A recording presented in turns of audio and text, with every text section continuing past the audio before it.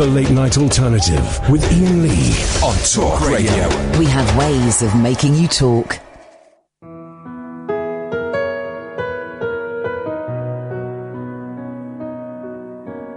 Nothing is so good, it lasts eternally.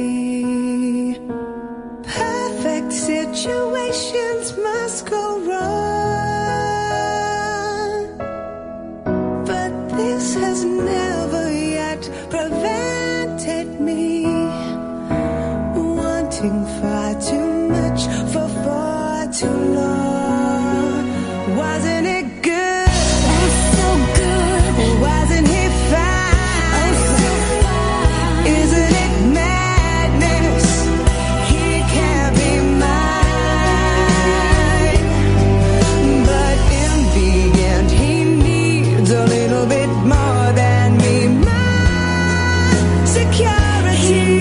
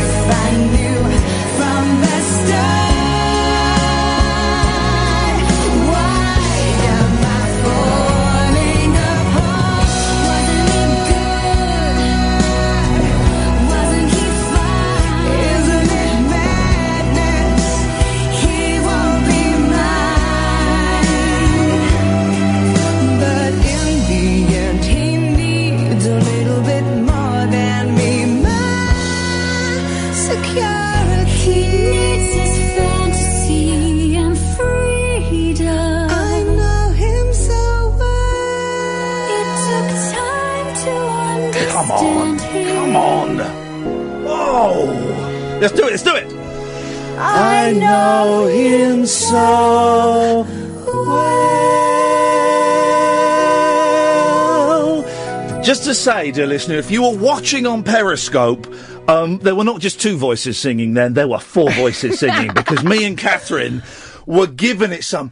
First of all, that's one of the best pop songs ever. It's amazing. It's amazing. It's amazing. And that is a brilliant, brilliant version of it, isn't it? I learned that song when I was a kid. Whitney Houston sang it with her mum on one of the CDs. Oh, that's weird. They were dating the same man. Oh, yeah, actually. Because that's what it's about, isn't it? It's about, actually, it's about. Well, Whitney, as we know, led a very troubled life. Not that troubled, flipping it. That wasn't the original, of course. That was Emma Bunton and Melanie C. And boy, oh boy, what a thrill. We're just going to dive straight in.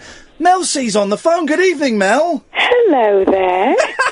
How are you doing, my dear? I'm really good. And how are you? Long time no see, buddy. It's been a long, long time, Mel. And can I just say, we have been rocking out to that version all afternoon. Well, we love it. Say, throughout my illustrious career, I didn't expect you to pick I know, we love it, we love it. Listen, here's the thing, right? I tell you why we're kind of getting back in touch with you, because we wanted you on the show for a while, and we've got you now, and you're going nowhere. But I have got Two little boys, 7 and 5. And I went away to New York a couple of months ago for a week, and I'm bringing my boys up. You know, I'm into my 60s, so they're loving the Beatles and the Monkees and the Zombies and the Beach Boys. And then I came back, and my youngest said, Daddy, have you heard of a group called the Spice Girls? And I went, well, yes, I have. And if we go upstairs, Daddy's got some CDs. And both of my boys, they love you, Mel. They love you. And what's great is that we are now in the car. Can we put on the Spice Girls CD? Yes, of course. And he's got their favourite at the moment is... Holla, holla, holla, holla, holla, come on. Really? Holla, holla, holla, holla, come on, yes. Okay. So they are loving you. Isn't it amazing? You know, I found, actually, unbelievably, it's going to be it's 21 years this year. Wow. Since Wanna Be the first single. Wow. And it's so incredible, because we did have such young fans the first time round, that now they're all grown-ups. Yeah. And I get to meet them all the time. You know, a lot of them work in the industry, whether it's in radio, TV, journalism, and so many people say such wonderful things about being a Spice Girl fan and how it was such a positive influence on them. Yeah. But also, my little girl's 8, so similar age to your eldest. Yeah. And all her mates, they love it. It's kind of timeless. It just appeals to kids, I think. Does she? Well, kids and grown-ups, because I was in my 20s when it happened, and I love it. I love good pop, and I loved it. I loved that whole thing. I bought into it. It's quite nice, isn't it, kind of revisiting the 90s, because it seems like now, in today's world, it was quite an innocent time, you know. Didn't think it at the time, but it was very positive, you know. Things in Britain were great, things in music were great, the economy was great, we were so filled with hope, and so I like to look back to those simpler times. And we weren't on the verge of a nuclear war. I don't want to make this a full Spice Girls chat, because I'm sure you must get a little bit bored of that, but I watched Spice World this weekend for the first time ever. It's good. Yeah, do you know what? I went through years and years of not being able to look at it. Yeah, I bet. And then a couple of years ago, my little girl had a sleepover party for her birthday. Yeah. And she wanted to watch a movie, and she wanted to watch Spice World. Wow. And I actually sat down and watched it, and I really enjoyed it. It's quite funny, isn't it? Oh, there are some genuinely... I tell you the bits that had me laughing out loud. There are two hilarious scenes. Meatloaf, as the bus driver... Yeah. And he gets told off for not clearing out the toilets, and he said, look, I love those girls, I'll do anything for them, but I won't do that. I just thought it was delicious. And Richard Bryars as the Archbishop talking about the Pope, because Jerry said, is the Pope a Catholic? And it's just... And there's so many wonderful gags in it. Weren't there some great cameos in that? It's wonderful. Yeah, it is. It's really, really fun. And something that really sweet that happened that night of my little girl's party, I'd popped out to the kitchen to get a few drinks and popcorn and things. Yes. And one of her little mates come out and she went, you're in this film? I think she was the only little girl at the party that hadn't realised my daughter's, mummy was a Spice Girl. Does she get it? Does she get, who you... Because obviously, it's your job. Your job is to make records and go and do concerts and stuff like that. So does she get the fame thing that goes with it? Do you know what? I think it's amazing. I'm not sure how much she understands, but she seems to have a really cool attitude towards it, because she's really proud of me, and she's a bit older now, so she comes to gigs and she's seen me on stage a lot. But of course, people come up to me in the street and they want to have selfies or autographs, and she'll often roll her eyes. And a few months ago, a woman came up to me. She actually had two of her own little ones, and she came for a photograph. Yeah. And as she walked away, my little girl said to me, Mummy, isn't that amazing for her? And she went, I mean, it's not for me because you're just my mum, but it's really amazing for her. And I thought, wow, she kind of gets it. Yeah. It's bizarre. Isn't that lovely? And I know my final Spice Girls thing. Then we will move on to talk about, because I know you've got loads and loads of stuff going on. But because I kind of missed the later singles because I was busy. I was busy getting drunk at the time, so I missed the later Spice Girls singles. But those last rush of singles, they're just wonderful, wonderful pop songs. And pop is a bit of a dirty word in some corners, and I don't think it should be. And they stand up 20 years later. Yeah, well, I think the thing is now, of course, the age of our children, I listen to a lot of pop music again. It's come back round for me. And there's great pop music now, and it's very electronic Yeah. You know, there's loads of really good stuff out there. And you're right, when you listen back to the last Spice Girls record, it was a bit more R&B. Yeah. We worked with Darkchild, Rodney Jerkins, so we had some really cool producers on there. And, those songs were amazing. When we did the reunion tour in 2007, we performed those songs, and I think it must have been the first time we'd done those songs live, and it just felt great. They're really, really cool production. Was it 2007? That's how old I am. The reunion was 10 years ago. The reunion was 10 years ago. I was there. I had tickets. I came and saw you lot. It was brilliant. Where is time going? 2012? Well, that was 5 years ago. Please stop it. Please stop it. For God's sake. What are you up to now, Mel? I know you've constantly released... You've had about 6 or 7 albums out, haven't you? Yeah, I think I'm on my 7th. Wow. I released my last album version of me last October, so still pretty much in the throes of promoting that, doing loads of live stuff. My next gig is up. Well, I've got a couple of the weekends. I'm over in Austria and Croatia. Lovely. And then a week on Friday, 25th, I'm actually playing Manchester Pride. Oh, wow, fantastic. Which I'm really excited about. So just doing loads of gigs, loads of festivals. I've got another single coming out. I don't know when that's going to be, sometime soon. But just having loads of fun. I've been out to South America. I always do loads of stuff in Europe.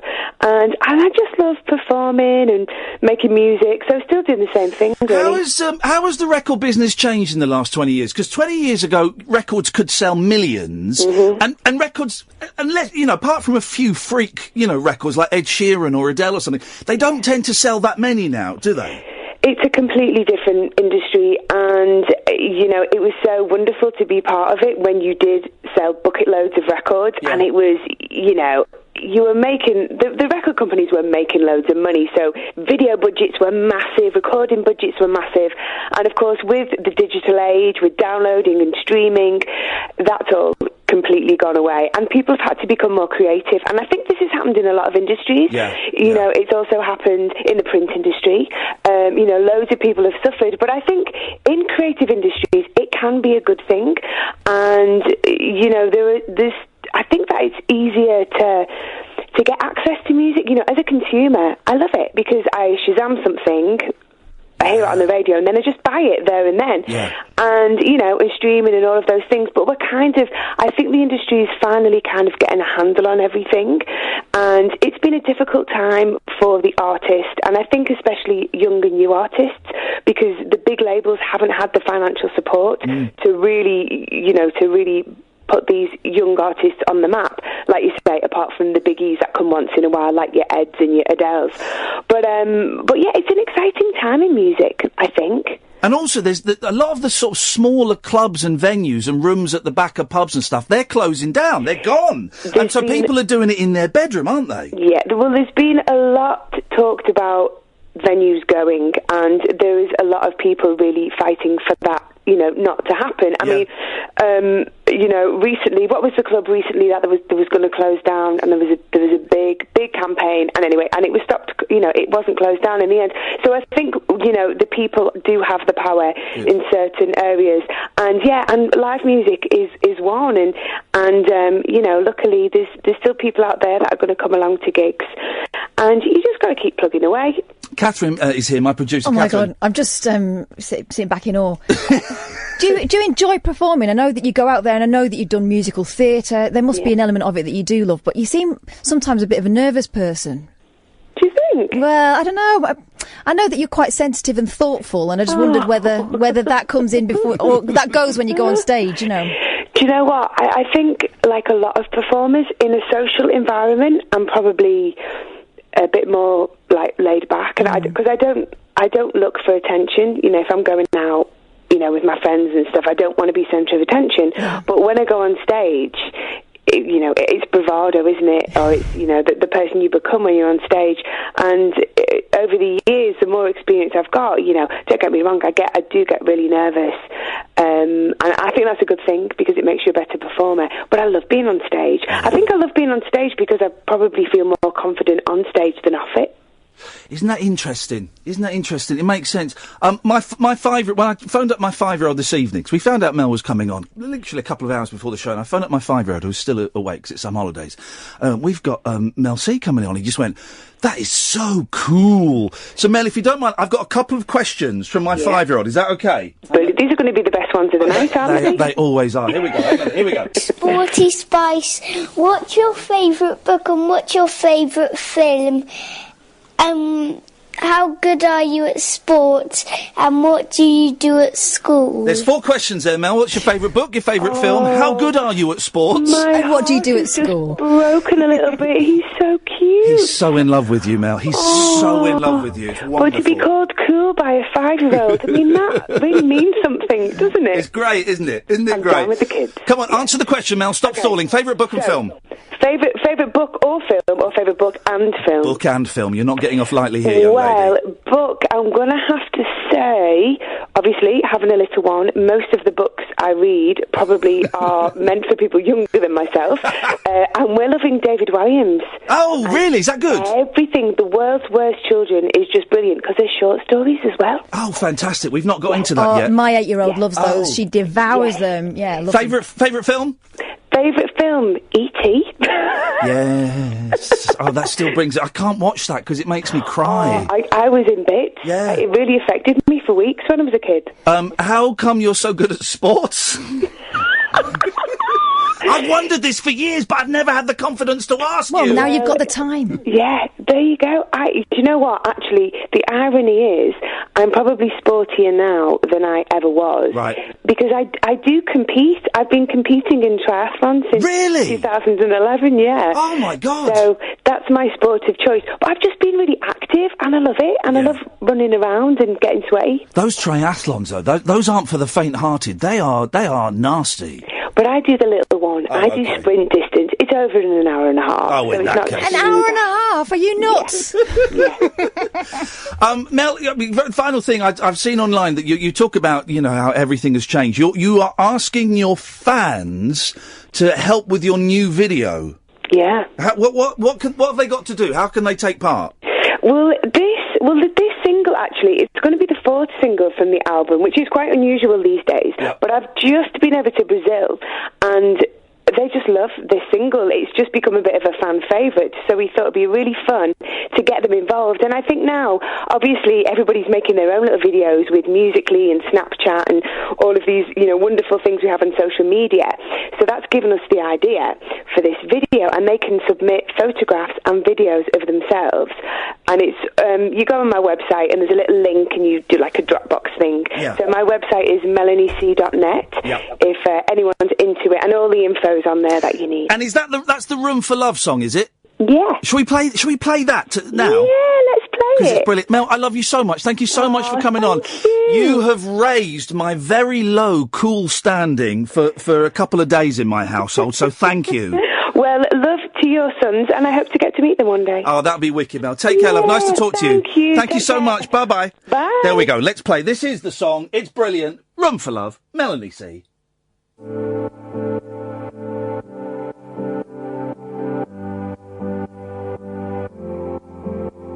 Stumbling down the same old street that used to be paved with gold. Nothing I see is impressing me. Maybe I'm getting old. I never knew. Hiding around the corner was a promise of another road. 'Cause just when you think it's over, you burst open. I'm moving on. Something is telling me now I got room for love. Somebody said gotta make room for love. Holding up a sign of room for love. You've got enough. Make room for love. Something is telling me now I got room for love. Somebody said make room for love. Hold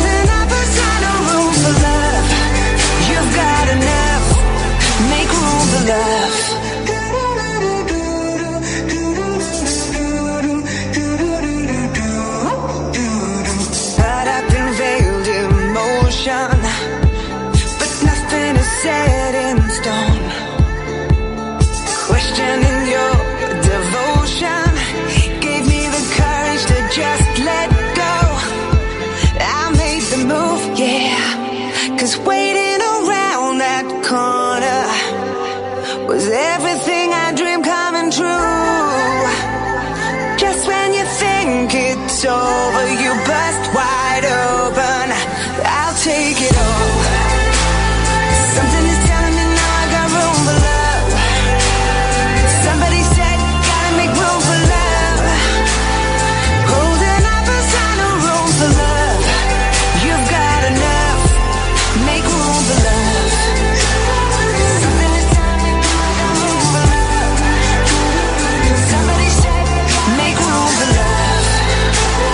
Holding up a sign of room for love. You've got enough, make room for love. Let it fill you up, open up your heart and leave you breathless. Make room for love, let it take you high, you deserve it. Let it fill you up, open up your heart, it will leave you breathless. Make room for love, let it take you high, you deserve it. Now something is telling me now I got room for love. Somebody said I gotta make room for love. I'm holding up a sign for love. You've got enough, make room for love.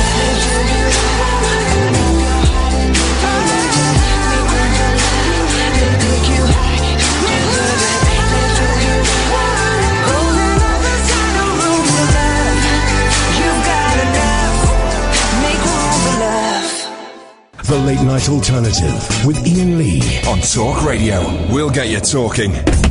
Well, that was delightful. That was delightful, honestly, because here's the thing, right? Me and Kath were both fans of Spice Girls when they happened, right? And now both, by coincidence, our kids are. Separately, and it's that 20-year thing. And I was thinking back when I was sort of 13, 14, 15, I was into the Monkees and the Beach Boys, and my sister was into the Beatles. And that was in about 86, 87, 88. So it was that 20 years thing. And my family, our parents and aunts and uncles go, well, you didn't listen to that stuff from 20 years ago. But it's the same thing, and my kids are listening to that stuff from 20 years ago. But the thing is, part of the deal was, I started listening to Motown and soul music because my mum was into it, and then my dad was into the Beatles and the Who and stuff like that. Yep. And part of it was trying to find a connection with your parents, wasn't it? Yeah. Oh, yeah. But I took it beyond that, and my dad was like, do you not like anyone who's still alive? Well, this is the thing, we know all of my artists are dying. Can I just say, by the way, I'll play a song from it later on. The new Glenn Campbell album, Adios, right? Now, I got it for a $5 on Amazon. I think it's a bit more expensive. I think they've upped the price. In fact, that's what they've done. This is what they do. They've upped the price since he died. I got it. Hang on a minute. Let me check exactly how much I paid, because I went to look at it, and it was a tenner today. And I am sure I paid £4.50 for it. Let me have a look at my orders. Because maybe I don't know. Maybe I got it wrong. I don't want to do them a I paid $4.99 for it. It's a tenner now. Isn't business horrible? Yeah, but... and I bought that a week ago. And they've doubled the price. But let me say, it's brilliant. And here's the thing: I think it comes with 2 discs. So disc 2 is a greatest hits, right? And disc 1 is the new album. And the new album is absolutely spot on as an old gentleman's farewell message to his fans. It is wonderful. It could have been a bit hokey. It could have been a bit... It's just spot on. And you get a greatest hits with it as well. So my suggestion is, if you're thinking, Glenn Campbell, I quite liked Rhinestone Cowboy, and I'm going to buy a greatest hits, as people often do when someone dies, which is fine. My suggestion is go and get Adios, the new album, because you get a greatest hits with it, and you get the new album. And actually, the new album really, really stands up with some of his best stuff. He does a brilliant version of a Bob Dylan song. Don't think twice. Don't look. Don't. You say hello, I say goodbye. No, bring me sunshine. No, don't think twice, Ma. It's all right. But don't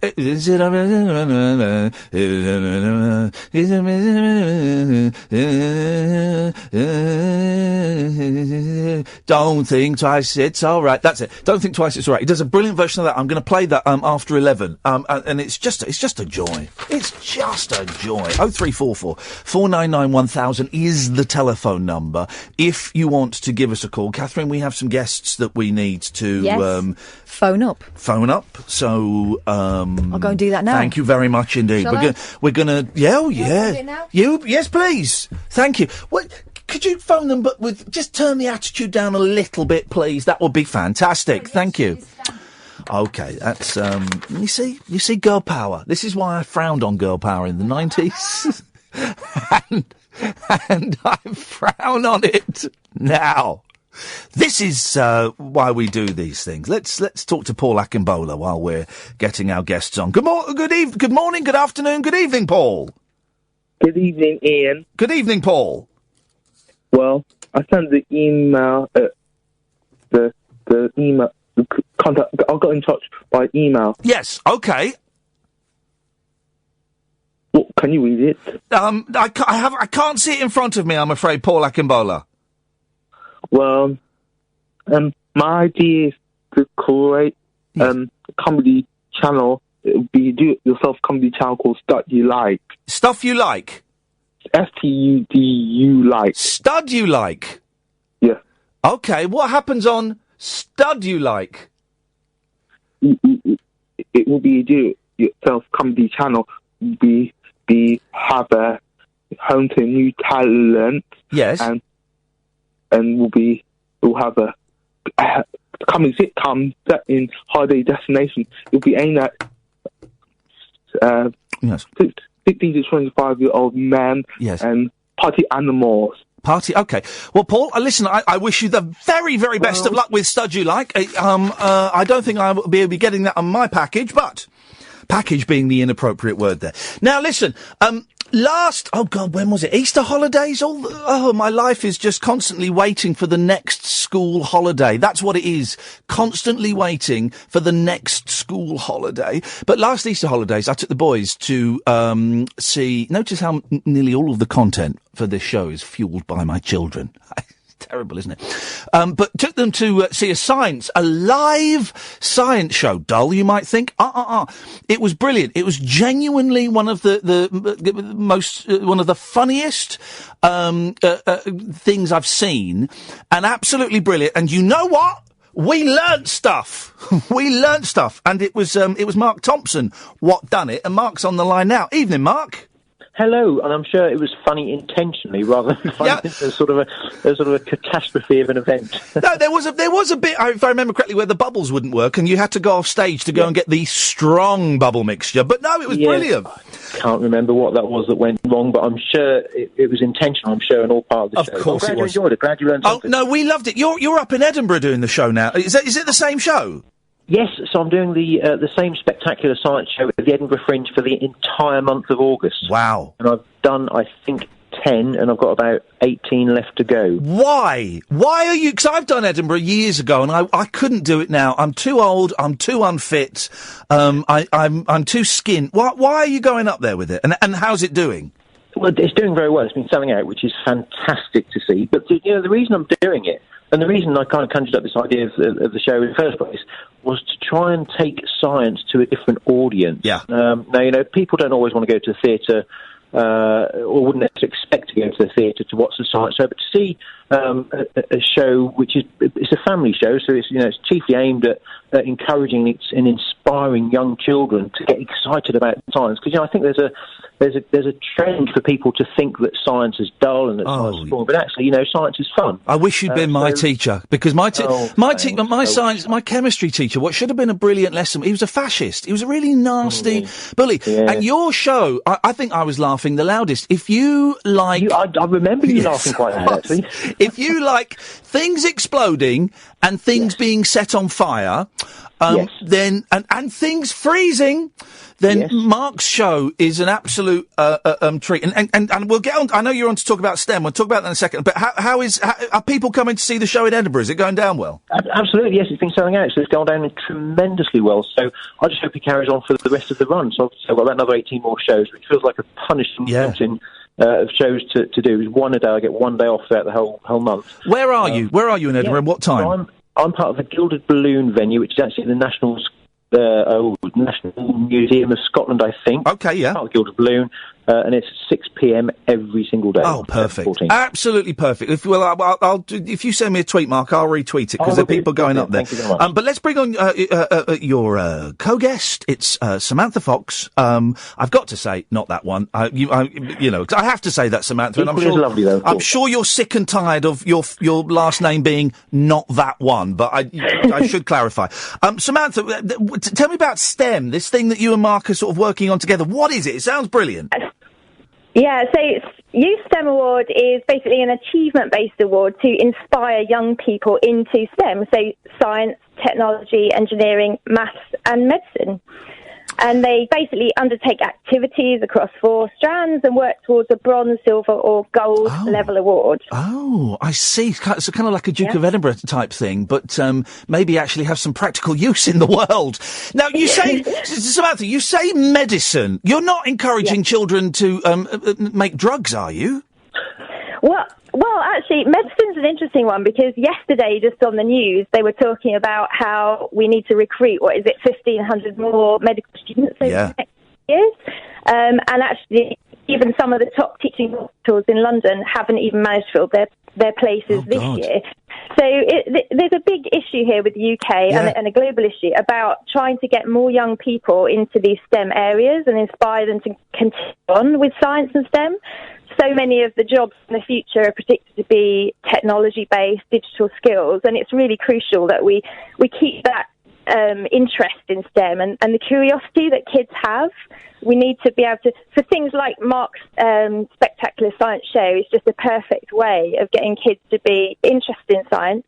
And of course, going along to that would not only be a fun thing to do, but would actually get you time towards your Youth STEM Award. And what's your background, Samantha? Are you a scientist? I am indeed. I am Samantha Fox, scientist. I'm a research scientist. Oh, she's disappeared. We've lost her. No, the line is there. I'm surprised we've got you, Mark. Edinburgh is notoriously awful for mobile phone signals. We're going to get Samantha back, but you tell us about it. How did you get involved with this?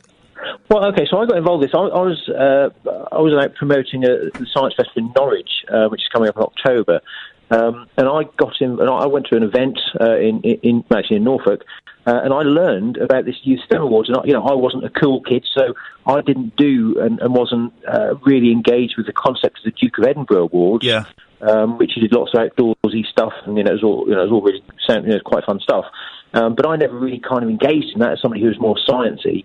But so I learned about this Youth STEM Awards, and I thought, wow, what a wonderful thing. Sent a few messages to him and say, hey, this sounds great, how can I get involved? And ended up being enlisted as a patron. So I've now got the wonderful opportunity to help try and spread the word, because this is a very new venture. It's only really just been launched, I think, for a couple of years. But it's fantastic for getting kids to get more involved in science and in science outreach, and seeing young children from secondary schools and even younger. There's a younger version of it as well. To see those children getting involved in helping to sort of spread the word of science and get engaged and sort of developing those skills is fantastic to see. I think we've got Samantha back. I don't know if Samantha bottled it because I was asking for her credentials, and it was all a fake CV. I don't know. Sorry, Samantha. I'm in the wilds of Norfolk here, and sometimes it cuts down. Yeah, no, I'm a scientist. Plant biologist, and I'm absolutely passionate about getting more young people interested in science, particularly girls and those people who wouldn't perhaps normally consider carrying on with science and STEM. My eldest, my 7-year-old, loves it. He loves science. Both boys love Mark's show, but the eldest has really taken a shine to it, Samantha, and he loves reading books about plants and birds and so kind of the natural world. He loves collecting bugs, and blowing things up. So he loves it. Samantha, if people want to get involved, or if they want to find out a bit more about this, where do they go? Okay, we've got a website which is ysawards.co.uk. Now say that again. Is that YS for scientist? Yes. Yep. Like Youth STEM. YS. Yep. There we go. Awards. Yep. AWARDS.co.uk. We're also on Twitter at Youth STEM, STEMM, all capitals. Brilliant. And we've got a juniors programme coming that we're going to launch at the Norwich Science Festival in October for the younger students. So that should be something that maybe your little ones can get involved Yeah, in. that'd be wicked. Yeah, definitely. Samantha, thank you so much. Mark, listen, I wish you the best of luck in Edinburgh. Thank you. Next time you're doing a show nearby, maybe I'll come along and bring a tape recorder and stuff, and we can record some bits and pieces for the radio. Definitely, let's do it. That'd be wicked. Listen, thank you so much for that, both of you. I really appreciate your time. Thank you. Thank you very much indeed. There we go. That was lovely. It's see, because I was never very sciencey, because my science teachers at school were absolute arses. One of them was a real bully, real nasty piece of work, and I should have really been into physics. But the teachers were just they're just bad teachers. Yeah. I think sometimes they made it out to be more difficult than they should have. I mean, the whole point is you engage kids and make them feel like Mark does with his shows. It's fun, and then if they want to know more, they can go deeper into it. But first of all, you've got to grab their attention. Have you seen Mark's show? I've seen the videos of it you showed me. The live show is just... how nervous I get watching magicians and acrobats. There was a lot of that, a lot of nerves from me. But my boy got up on stage to stand still and have a cup put on his head, and then Mark hit a bin and the air blew the cup up. It was amazing, it was brilliant. And that's the sort of stuff they'll remember. Yeah. I was having a conversation with my youngest today. She's 5, and she was saying to me, "Oh, I like Nina in the Neurons. It's a CBeebies program." Oh yes, I know Nina. I like Nina. I said, "Oh, why?" She said, "It's all about physics." Oh. And to hear that from a 5-year-old, I said, "What's physics?" She said, "I think it's to do with forces." Oh. It's like, I didn't know that. 0344 499 1000, young Sam. That out time. Is there a break now? Are we doing the break? Yeah, let's do a break now. Uncut after hours conversation for the up all night generation. The Late Night Alternative with Iain Lee on Talk Radio. We'll get you talking. 0344 499 1000. This is the 4th show this week, and they've all been completely different from, in inverted commas, normal shows. Isn't it wonderful that we got a job where we can do this? We can, we want to do something a bit different. We do something a little bit different. And next week will be different again, because you'll be without a very important component. Sam, where are you going? No. What? Me. Oh. Well, we'll be all right, Sam. We'll be all right. I'm thinking of taking the week after that off, because you're away for 2 weeks. Yeah. Thinking of taking the week after off. And taking the dog and renting a cottage. And she's not coming back? In murdering her. No, just doing like I did before, renting a cottage and going out walking and stuff. But take the dog, and then I've got loads of books I want to read. Well, sounds like a good idea then. I might do it. I want to do try to do some writing, but I don't know. But I don't know. I might do. I might do that. 0344 499 1000 is the telephone number. This is the Late Night Alternative on Talk Radio. You can listen to us on DAB. If you retune your DABs, Talk Radio should pop up. You can download the app. Of course, you can listen online at www.talkradio.co.uk. A few live events coming up that I really think you should know about. Sunday the 3rd of September, it's our second game of Tag/It. We're doing it on a Sunday because we had about 15 people turn up last time, and loads of you said, "Oh, I'd love to have come," but it was a work day. So we're going to do it on a Sunday. So for about an hour, 3 o'clock on Sunday the 3rd of September at Speaker's Corner in Hyde Park, we're going to meet up there and we're going to play tag. Kids are very, very welcome. We will be we'll be kind of filming it on mobile phones. In fact, Dan's going to come and film some bits of it, so just be warned that we'll be filming it. It'll only go on my YouTube channel. We might record a little 5-minute thing for the radio. I don't think we need to do another hour of it again. But it'll be fun, and kids are very welcome. But there will be adults playing tag. So that's happening. Let me give you 2 more, because there's loads and loads of stuff that's going on. We are also doing this little podcast that Catherine and I do that is separate to this, the Rabbit Hole Show. Which you can get on iTunes and Acast. We are doing loads and loads of live shows. We're in Hull. Tickets are on sale for that now at Cardamom. We're in Scunthorpe. Tickets are on sale. Let me give you two actual dates, because I don't want to overload you with dates. Our only London show this year is on Sunday the 17th of September. It's at King's Place near King's Cross as part of the podcast festival. Can I just say, guys, we've sold more tickets than anyone else so far. So thank you. But there are still loads to go. It's quite a big room. It's the biggest room we've done it in. It's 200. Flipping it. I know. But we've sold more tickets than anyone. So if you want to come to that, our only London show this year, it's the 17th of September at King's Place. And also, October the 14th, we're in Brighton. At the Carolina Brunswick, and all these other venues are quite small. They're sort of 40, 50, 60 seaters. The Carolina Brunswick is a 60 seater. We've sold 40 tickets already. So if you want to come to that, and that's not until October the 14th. If you want to come to that, boy, you better get tickets quick. You can go on Google, you can type in Rabbit Hole in the venues, or if you go to therabbitholeshow.com, therabbitholeshow.com, click on events, and nearly all of the events are up there. I've got to add a couple more, but you'll see all of the dates. We've got like Scunthorpe and... We've got Scunthorpe, Wolverhampton, Hull, and there's one more that I can't think of. Oh, Belfast. Oh, Belfast. That's in January next year. So loads going on. And as we're really trying our best. It's not always possible, but we're trying our best to keep the tickets at a tenner, okay? And that means that hopefully you'll be encouraged to come because it's not a massive amount of money. But once we've paid the venue, because the venue take, a percentage of the money, some take a flat fee, it should cover our travel. It should hopefully cover a hotel for us. And if we're lucky, we'll have a few quid left over to buy some food. And tattoos and booze. And booze and hookers. That's just Catherine. So we're trying to keep all the tickets to a tenner, and I hope you appreciate that. You don't have to come, of course. You can just listen to the podcast if you go to iTunes, your usual podcast providers, and type in The Rabbit Hole and Iain Lee or The Rabbit Hole and Catherine Boyle. It'll pop up, and it's a load of old nonsense. And I believe the first one from these the batch of Manchester shows that we recorded the other weekend. I think that went up this morning. 0344 499 1000 is the telephone number. If you want to give us a call, here's some good news. Now, this is... I got bullied at school because I was into the Monkees. And some people thought I was hip. Some people thought I was a knob. And apart from Coldplay, I don't think you should bully anyone for their music that they like, okay? It all means something. I was thinking about what Paul in Liverpool said yesterday about how it's not significant. No, it is actually. It's significant to so many people in so many different ways. It's really important. It can be really important. It can also be fluff and throwaway. But, Paul McCartney comes in for a bit of a pasting, and partly because of the frog chorus.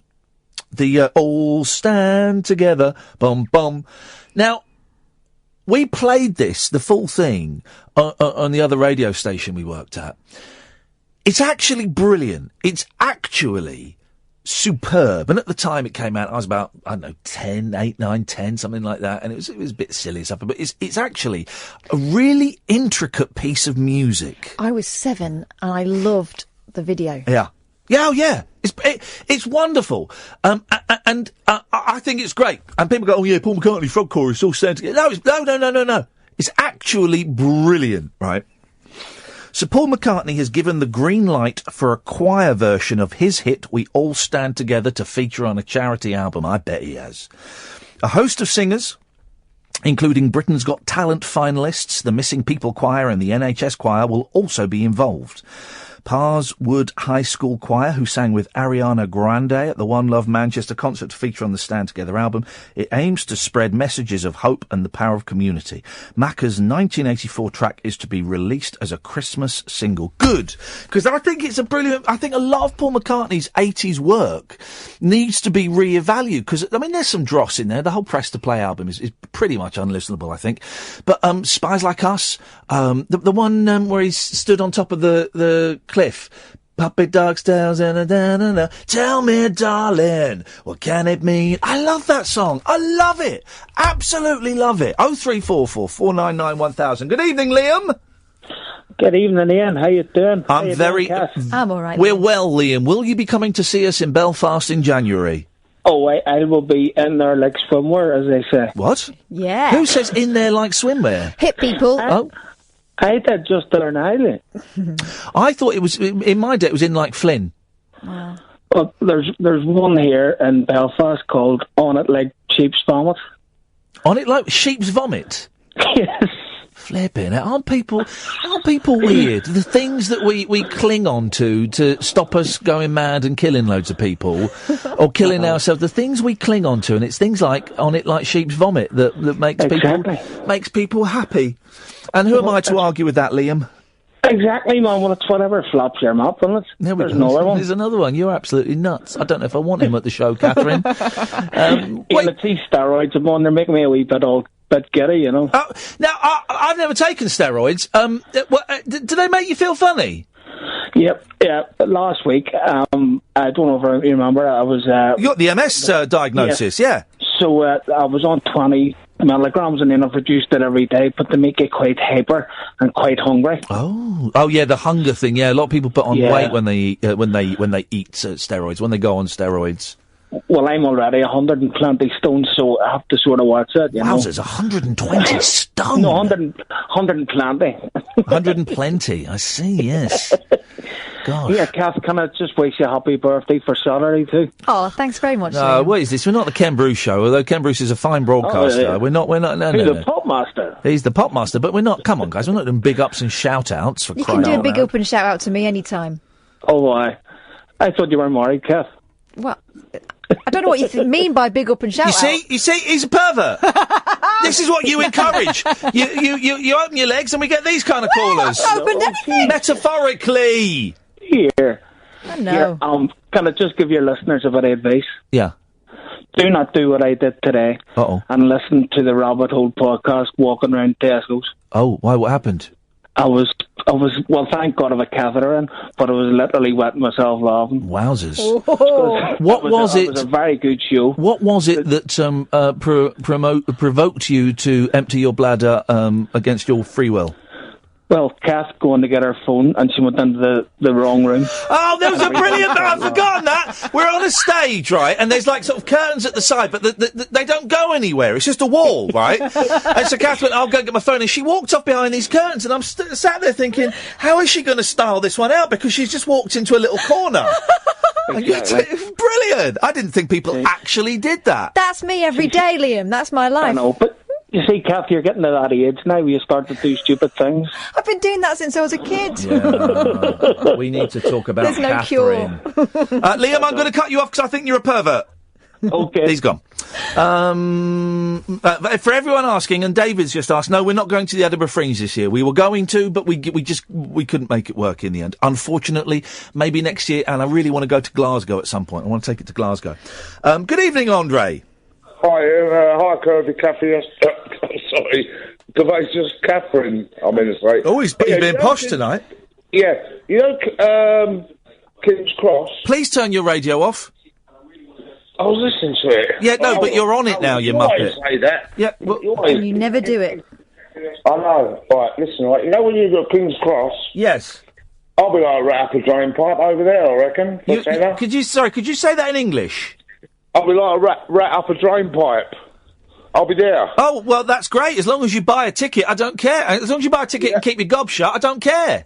Yeah, do you have to buy it on the day or in advance? Yeah, well, I would suggest buying it in advance, although I doubt we'll sell out a 200-seater.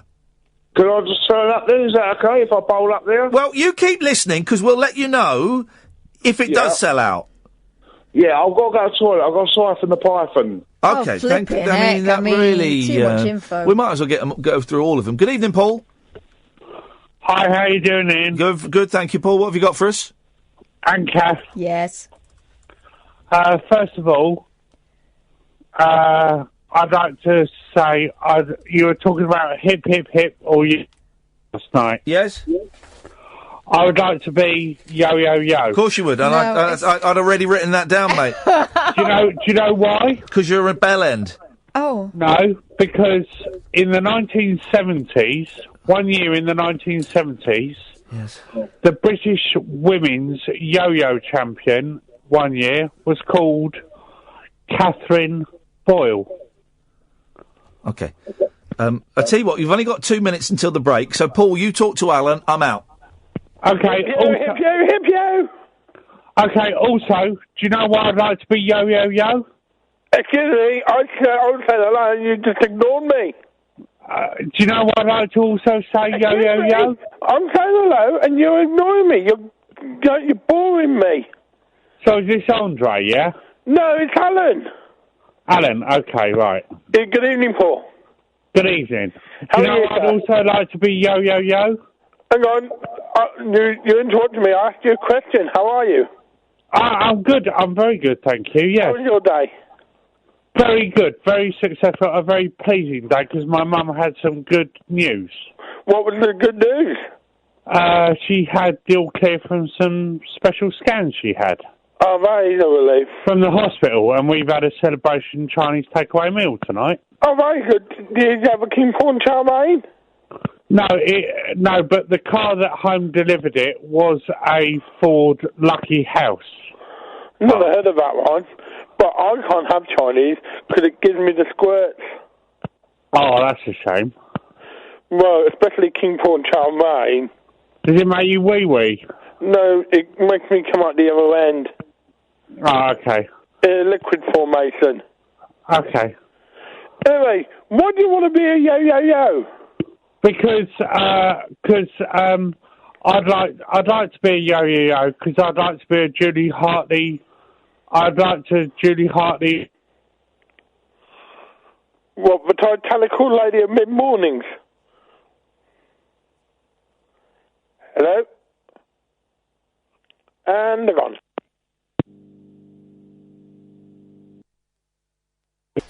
Talk Radio. I've had my personal email and my personal telephone number shared by a guest that we had on earlier this week because of a festival that didn't go well. Now hearing about a thing called Boomtown Fair, and I don't want to say it's going... I'm just reading stuff on Twitter about Boomtown Fair. Can anyone fill me in? 0344 499 1000 is the telephone number. This is the Late Night Alternative on Talk Radio. I'm Iain Lee. The Late Night Alternative with Iain Lee on Talk Radio. We have ways of making you talk.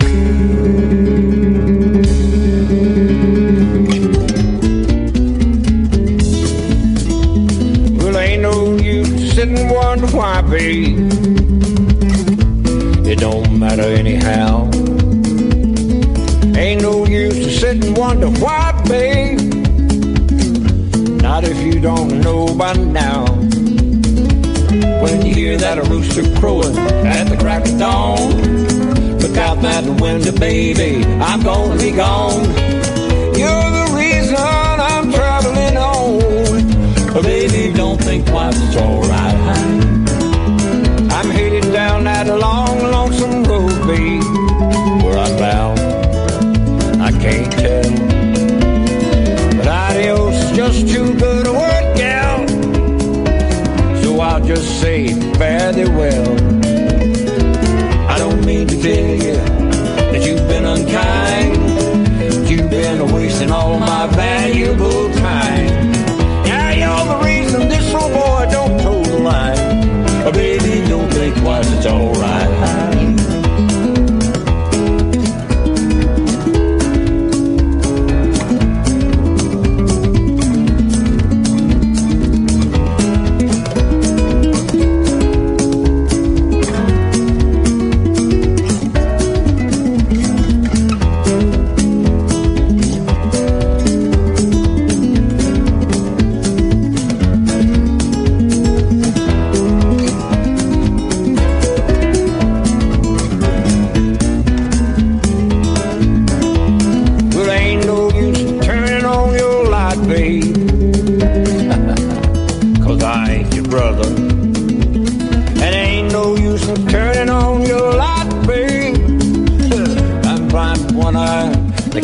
Out of the other.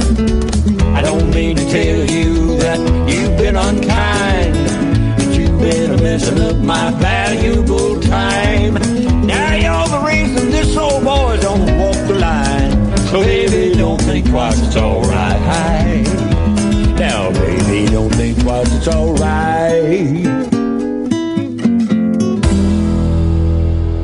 I mean, I've got goosebumps. He's in his late 70s there. And the whole album is that vibe. Guitar, banjo, piano, bit of harmony. Mwah!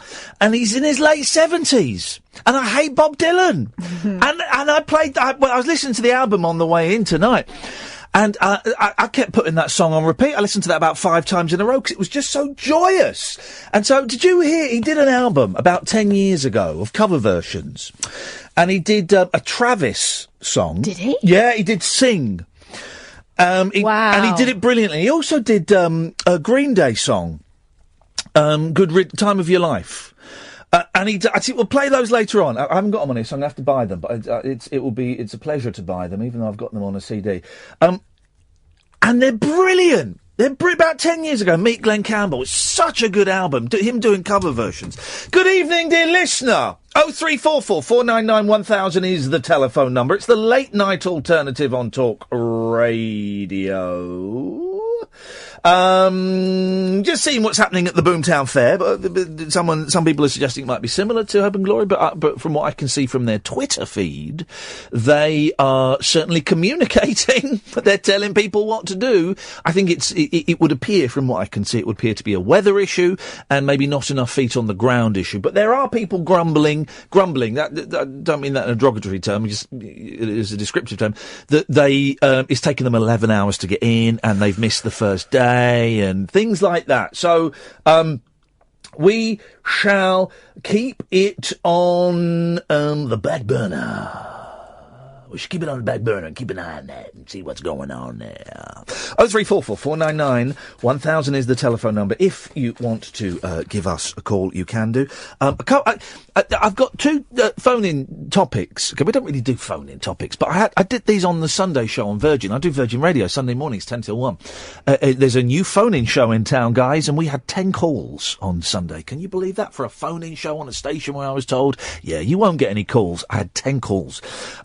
But two of these topics didn't get a look in, and I think they're gold. Your mum's boyfriend before she married Dad. Because my mum was always saying, I wish I'd married... I can't remember his name. It's called like Mark or something. I should have married Mark instead of your father. He would have treated me... There was a lot of that going on. Well, my mum never mentions names. But that she must have known other boys. She must have courted, but that must have happened. I was just given stern warnings about not falling for her charmers. If you want to give us a call and tell us about your mum's boyfriend before she married Dad, 0344 499 1000. And this might have happened to you because you're a SWAT. Have you ever had to use an embassy? No. Have you ever had to knock on the door of an embassy and say, God, you've got to let me in. No. They're going to kill me. I'm a British citizen. I lived in Paris. Yes. And Zaragoza, Spain. It was hardly Beirut. Well. No, I didn't. The only time I've been in an embassy was with you. Well, I was ahead of you quite substantially. The American embassy where you stitched me up. Yeah. So, no, I haven't, no. Yeah, well, okay. Well, if you've ever used an embassy, dear listener, then 0344 499 1000 is the telephone number. And that's it in terms of your phone-in favourites. Those are your phone-in favourites for this evening. I suspect we won't get many calls this evening, and do you know what? I'm fine with that. I'm cool with that.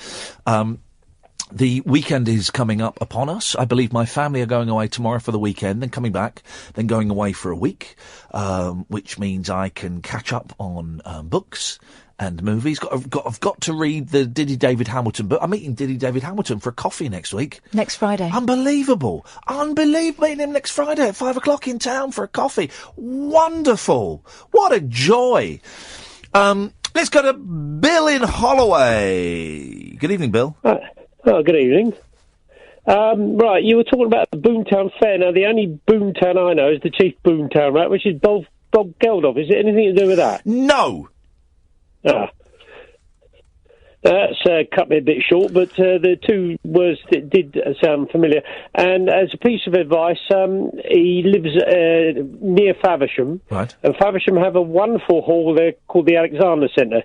You'd be wise to look it up. Why? What's so wonderful? What's so wonderful about the Alexander Centre? It's a great name. Yes. Do you know Jenny Eclair? I'm aware of Jenny Eclair. Yes. Yeah, well, you can talk to her about it as such. There's various artists that's been on there. No, hang on. I mean, I'm aware of her. I don't have her. I've worked with her, but I don't have her telephone number. And seeing as you're on the line now, Bill, telling us about it, maybe you could illuminate the subject a little more. Well, what do you want to know? Why are you recommending the Alexander Centre to me? Because you're playing various gigs, up and down the country. As a potential venue. Yes. I see, Bill. That was not made clear. Now, sorry, but like I say, I have been listening. Thank you. You're an acquired taste, as they say. Yes. I have rang up before and come short, but I'm beginning to understand what you're about now. Right, what am I about? Because I don't know. Yeah, well, that's what... If you don't know, nobody knows. Exactly. But did you come short today, or did you come long? No, I've had dreaded lurgy or whatever such all day. I haven't even got dressed so far. I've had a hot bath, and if you shake me, I rattle or whatever. Are you naked? Underneath this bathrobe, yes. Keep those legs crossed. None of your man spreading. No. I'm actually in the kitchen talking to you. Yes. As such. Yes. And I was going to do various other things, but I started listening to Mark a while, then I started listening to you, and I'm making notes or whatever as such. And my daughter's coming up to 10 years old, and so hopefully we might be down at King's Cross. Oh, Fanta, what, to come and see... Whoa. What? 10 years old is too young. Oh.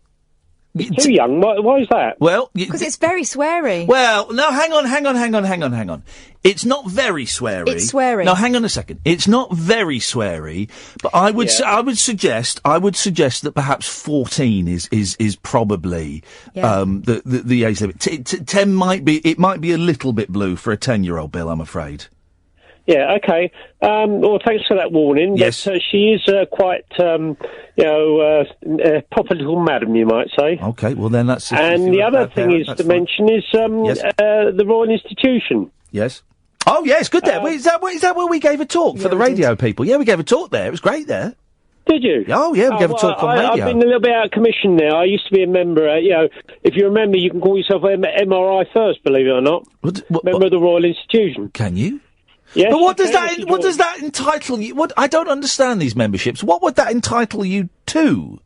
Well, way back when, it used to entitle you to sort of go in the Royal Institution, sit down and read all the journals they used to have, which were spread out on the table. It's been done up now because, was it Susan Green? Yes. Was a director for a while, and she... got the builders in and literally wrecked the place. And they had a reopening with HRH open it because it was the 200th anniversary. Yes. And after that, it's, sort of limped along because of lack of money. Now, I've also sort of had to let my membership, Were you a troublemaker? No, I've had a stroke. And so I had to leave it for a while, but I'm getting back on form again. You can still be a troublemaker if you've had a stroke. That doesn't stop people being troublemakers. Well, you start tripping over people and treading on people's toes. Well, that's their problem. Let them deal with it. Yes, that's what I think. Or whatever. So, I mean, they do have a certain area for people who've got wheelchairs and this, that, and the other. But I'm not quite there yet. Although I've got an artificial hip, I can walk, with the aid of a walking stick. Okay, well, I can't wait until I need a walking stick. I went to get my eyes tested today, Bill, and I was so disappointed when she said, well, you could get glasses for long distance, and, you could get reading glasses, but they'd be such a small prescription, there's no point, really. I was gutted, Bill, gutted. Well, have you tried radial keratotomy? Sorry? Radial keratotomy? Yeah. What's that? Well, that's where they sort of shine a laser and plane you. No. I'm not doing I'm not having bits of my eyeball shaved off by a laser. I'm in the same boat as such. I'm very short-sighted. Well, but I wear contact lenses. It's a different boat. You just can't see it. Yes. Well, yeah, and the thing is, while I'm wearing contact lenses, yes. I had to literally wear sort of reading glasses. Yes. Because I've got to that stage in life where my eyesight is so bad, I have to have additional help as such. So I've got contact lenses which take care of the vision as such, and then I've got reading glasses. We're not in the same boat. I'm in a helicopter, but I appreciate that, Bill. Thank you. Okay, you're welcome. Hope you get better soon. Bye. Ta-ta. Bye-bye. Bye-bye. He sounded like an old man. He had a 10-year-old daughter, but that's possible. Look at Des O'Connor. 0344 499 1000 is the telephone number. This is the Late Night Alternative on Talk Radio. The Late Night Alternative with Iain Lee. On air and off the leash. On Talk Radio. 0344 499 1000.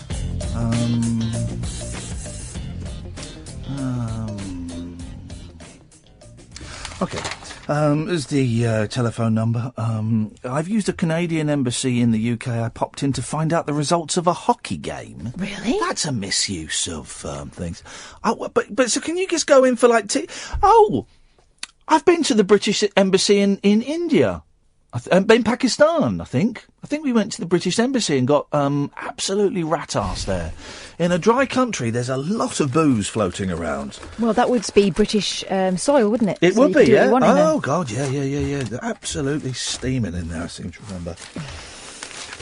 Yeah. There's not a lot in the papers either tonight.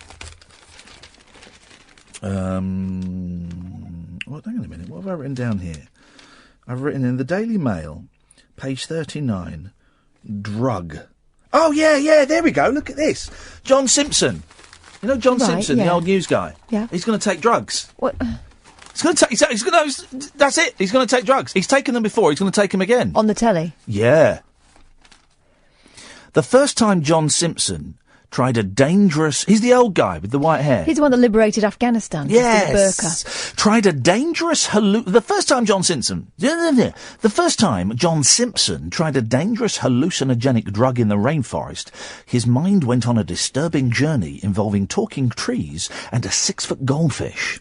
I think he mentions that. I've read his book. I think he talks about that in there. But the BBC journalist was clearly not put off by his experiences, and 25 years later, the 72-year-old has revealed he will take the drug again while filming a documentary in the Amazon.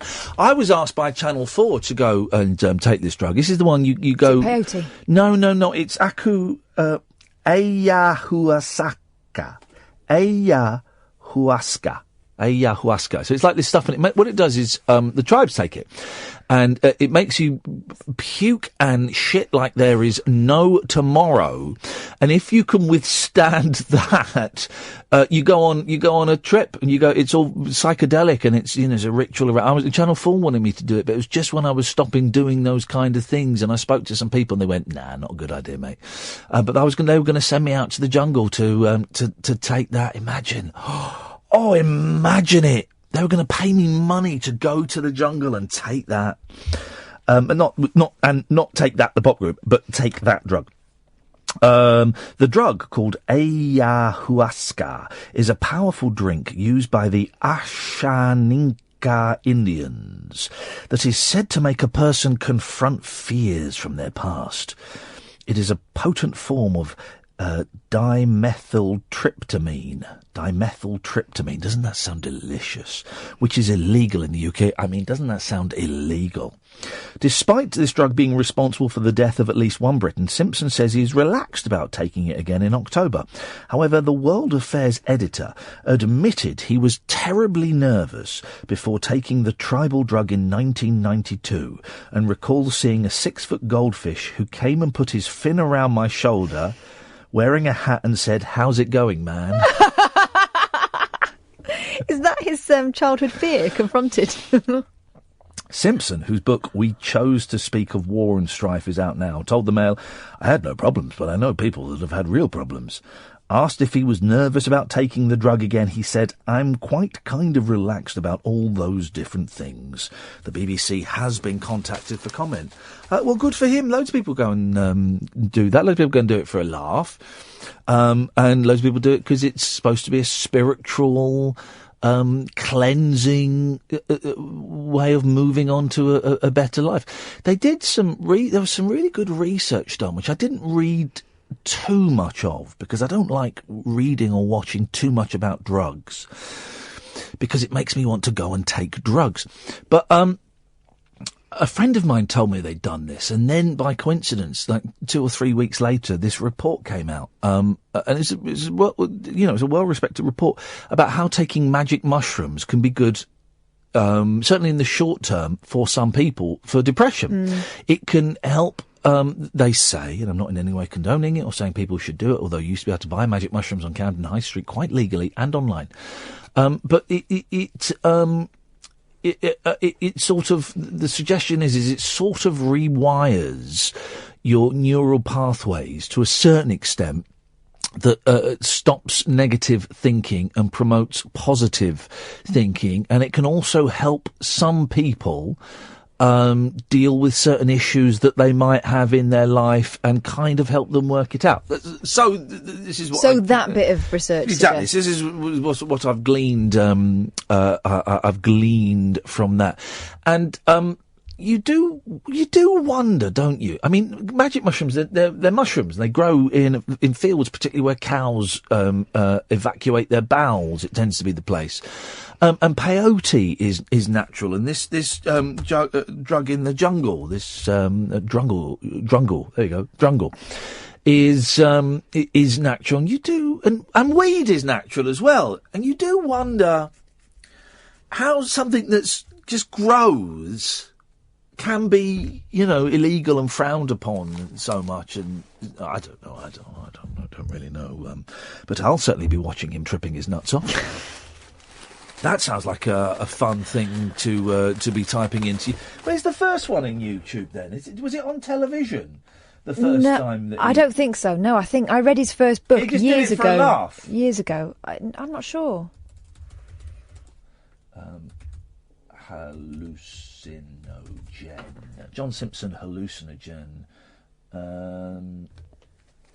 No, there's just footage of him getting shot. Gatford. Lord Lee, Lady Boyle, how are you? Hip, hip, hip. I'm all right. Hip, hip. What kind of cake? No. This is an important question. Catherine, are you ready? Gatford, hip, hip, hip. Yo, yo, yo, Gatford. Yo, yo, yo. Okay, he's going to join your side. Well, that's great. You've got all of the losers. I do apologise. You've got Alan Caddick, Paul in London, Steve in Newcastle, Dom, who swears, Paul in Stoke Poges, and Gatford. I don't want Dom. You've got Dom? No. I'm writing Just the 'cause list. you kicked him out, I don't want him. Don't assume. All right, well, Dom in that case is in no man's land. Dom is on his own. Yeah. He's Switzerland. So you've got Alan Caddick, Paul in London, Steve in Newcastle, Paul in Stoke Poges, and Gatford I'm on not your sure team. I want Paul in Stoke Poges either. You've got it tough. You've got him. I'm worried that when this call ends, you're going to say you don't want me either, Kath. Of course I want you, Gatford. Of course she doesn't want you. You're useless. No. Well, okay, yeah, he's got a point, actually. You're useless. Hey, they're guess what, guys? Breaking news. Yeah. They're remaking the Munsters. Again? Yep. They're remaking the Munsters, guys. Are there no new ideas anymore? No, sir. No, there are not.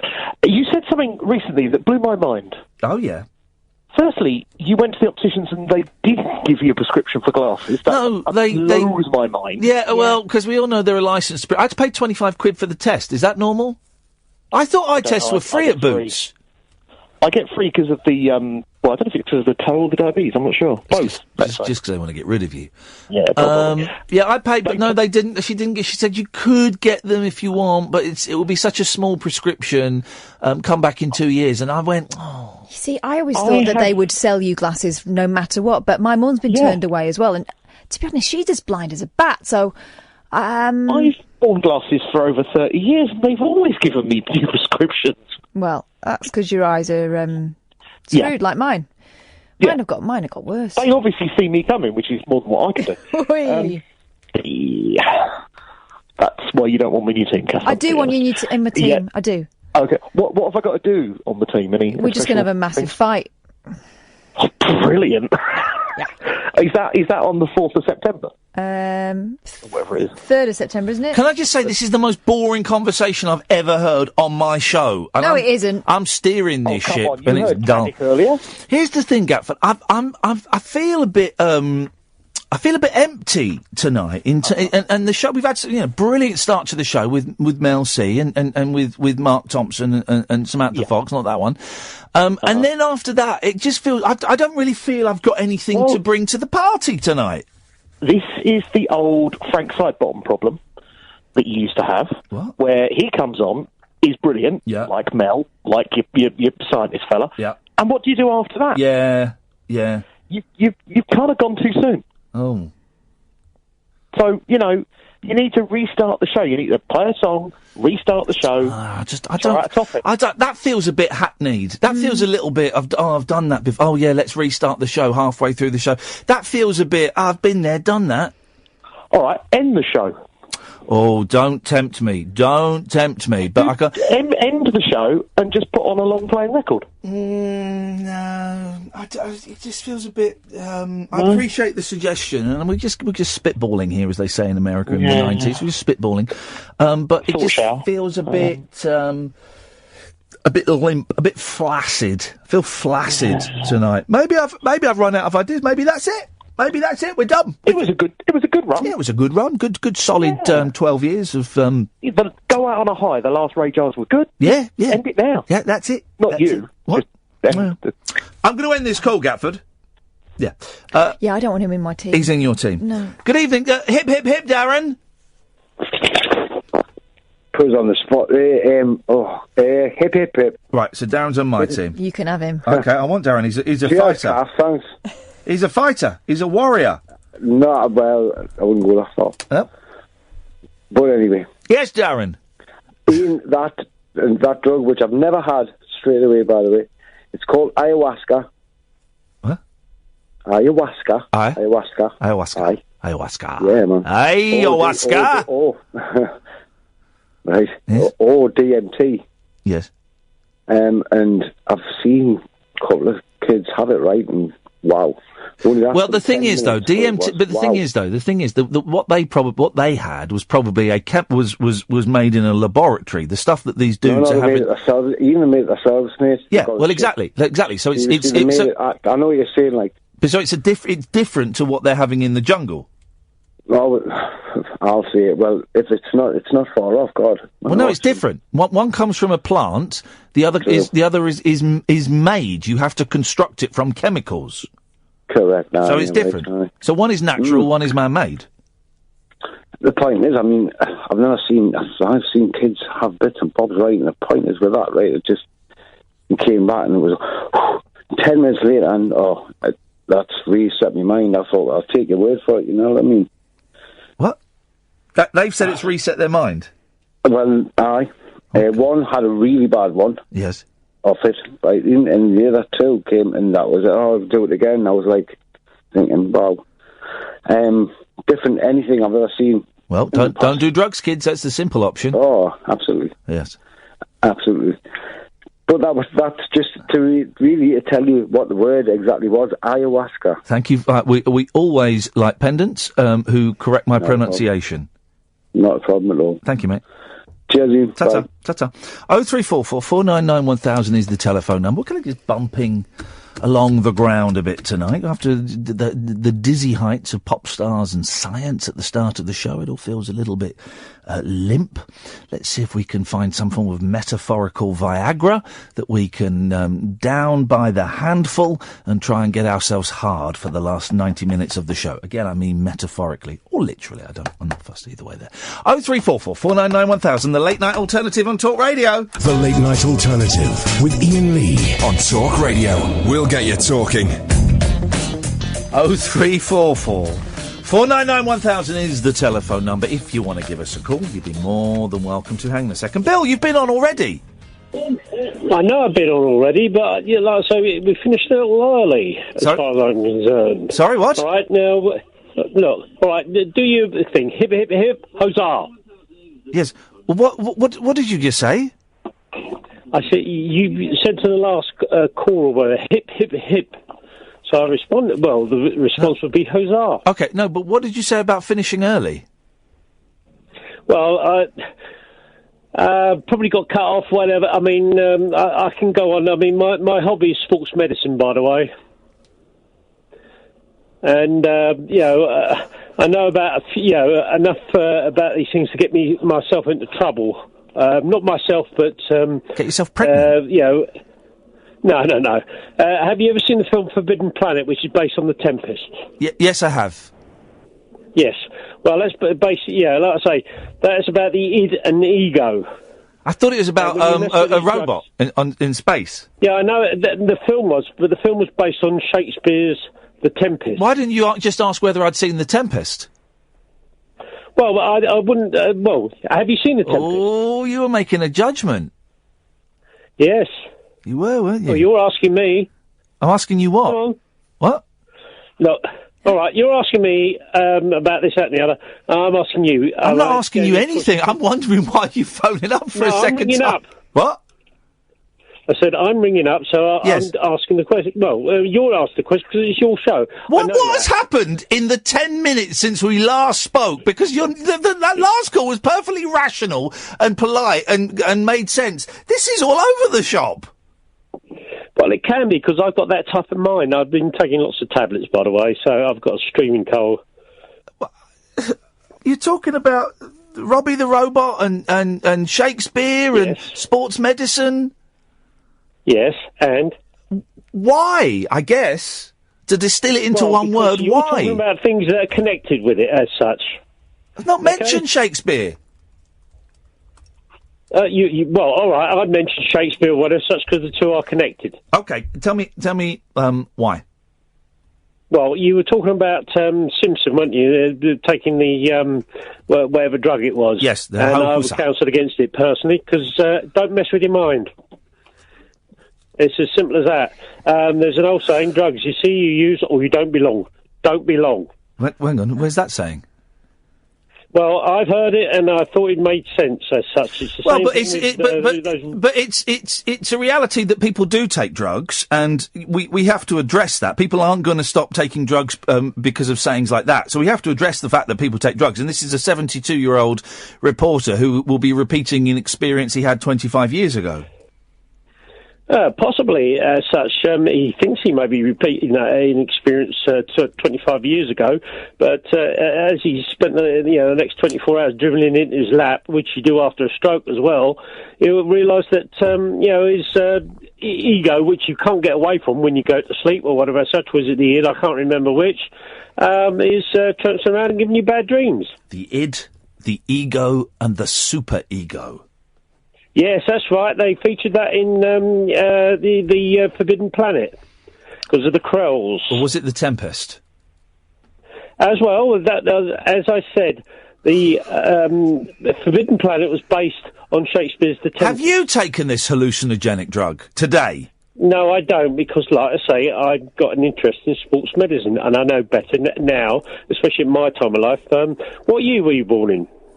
What's that got to do with anything? Well, because I'm working out who's the senior partner here. Well, in terms of what? Age? Yes. Or life... I'll go ahead and... Life knowledge? I was born in 1955. That's fantastic. Happy birthday. Yeah, I know, and all the rest of it. Now, what year were you born in? I don't understand why you're asking me that question. Because I can jump around as well as you can. I don't even know what that means. So, no, you can't. Well, all right, what year were you born in? I don't know why you're asking me that question, Bill. All right, well, I'm asking that question because I'm trying to find out your... who wins? The oldest person wins? No, the oldest person doesn't, but it gives me an idea about you. Well, I've got an idea about you. I had an idea about you before I learnt your age. Yeah, and you were totally off the mark. Well, you don't know what my idea was. Well, I can guess at the moment because, like I say, you string people along and then you mislead them and then dump them. How have I... Are you talking about my girlfriend? How have I strung you along and misled you? Oh, you got a girlfriend? Oh, good. Well, that's something, anyhow. Why? Yeah, well, the last remark you said to me was, the guy's quite old and he's got a 10-year-old daughter. Well, that's true. I did waste a bit of time or whatever such, but during that time... So you've taken offence at something that was said as a passing remark after you'd gone, and you've come back to exact revenge. But why don't you just say that instead of wasting the last 3 or 4 minutes talking nonsense? I just caught it on the last bit of the radio or whatever as such. But it's not, it's not... I mean, I've got a wonderful daughter. I'm sure she's fantastic. I've not criticised your daughter or your parenting. No, I'm not. Like I say, I know so little about you. I'm trying to find out a little more so that I can, I suppose, put you in a pigeon box or whatever as such. I don't want to be in a pigeon box. Oh, I'll be in another box then. I don't want to be in any of your boxes. They're dirty. No, all right, they're my boxes. You carry on asking a question then. Well, okay, the question is, what the hell are you talking about? What the hell am I talking about? Right. I think our last parting shot was, what are you There was no doing? parting shots. It was a conversation, and it finished. Oh, it's conversation. All right, well, have a conversation then. Okay? It's a two-way thing, and you're the boss because, like I say, it's your radio show. Correct? There's no boss in a conversation. It's just a conversation. I'm really confused by this, Bill. It's a series of statements to establish a fact, correct? No, incorrect. All right, well, what's your definition? Two people talking. All right, two people talking. We're talking. I don't understand what I don't understand where the attitude is. The attitude because I said that I thought you were an older man with a younger daughter. Is that the attitude? It's not so much. Well, it did get my hackles up a little bit. Well, I'm sorry if it got your hackles up. It wasn't meant as a judgment. It was meant as an observation. Your apology, thank you. It was meant as an observation. How many kids have you got? Just give me the number. Don't tell me about the kids. Why should I? All right. Well, it's your show, so you don't have to. Well, I certainly don't have to rude people. No. Oh, I'm rude, am I? Very, yes. Question? So there you go. There, telling me it was a question. You're being really... the kettle black. Sorry? I said, there's the pot calling the kettle black. And you're full of cliches. Yes, I know. At this time of life, you are. Well, no, you don't have to be. I've been collecting all my life. You don't have to be. Say something original, No. Bill. All right, something original. Say something new. Look, we've only got... how long are you on the air for, till? Till 1 o'clock? So many questions. 1 o'clock or 12 o'clock? What time's your show finish? Because I don't know that. Hello? There's a question I'm prepared to answer. We're on till 1 o'clock. Good. 1 o'clock. Oh, well, we got. Well, you don't want me on all night unless there must be other people there. I'm quite happy to let you deconstruct yourself on radio and implode if that's what you want to do. I won't be imploding. I won't be deconstructing or whatever as such. You're falling apart, man. Well, maybe I am on antidepressants, and they I'm can sorry have to hear a that. little bit of effect. Yeah, I'm sorry to hear that. Yeah, but you get to know what the names are and things like that, and all the rest of it. Well, you're into sports medicine. That's one of your hobbies. Yes, I know. It's one of my hobbies. I mean, I have to put it to one side. I mean, I've been with football teams and gridiron teams or whatever as such. So I have a lot of experience there as well, believe it or not. Is anyone else feeling really, really tense right now? Because I am. All right. Well, all right, you are. I'm not at the moment because obviously... Because you're hectoring. Hectoring? What does hectoring mean, please? You're hectoring.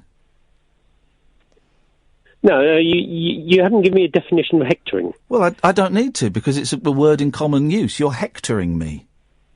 Oh, well, I remember, was it Hector and Kiki or whatever such, which was a couple of glove puppets. No, you're not glove puppeting me, you're hectoring me. You're very aggressive. I don't know why. Oh, I can be. I'm probably an alpha male. I think anyone who thinks they're an alpha male is certainly a beta at best. Well, yeah, I could be, when I'm depressed. But at the moment, I'm, bright-eyed and bushy-tailed. Okay, so it's turning into a dick measuring contest, is it? Well, it can be, but like I say, I think we've got to measure each other, if nothing else.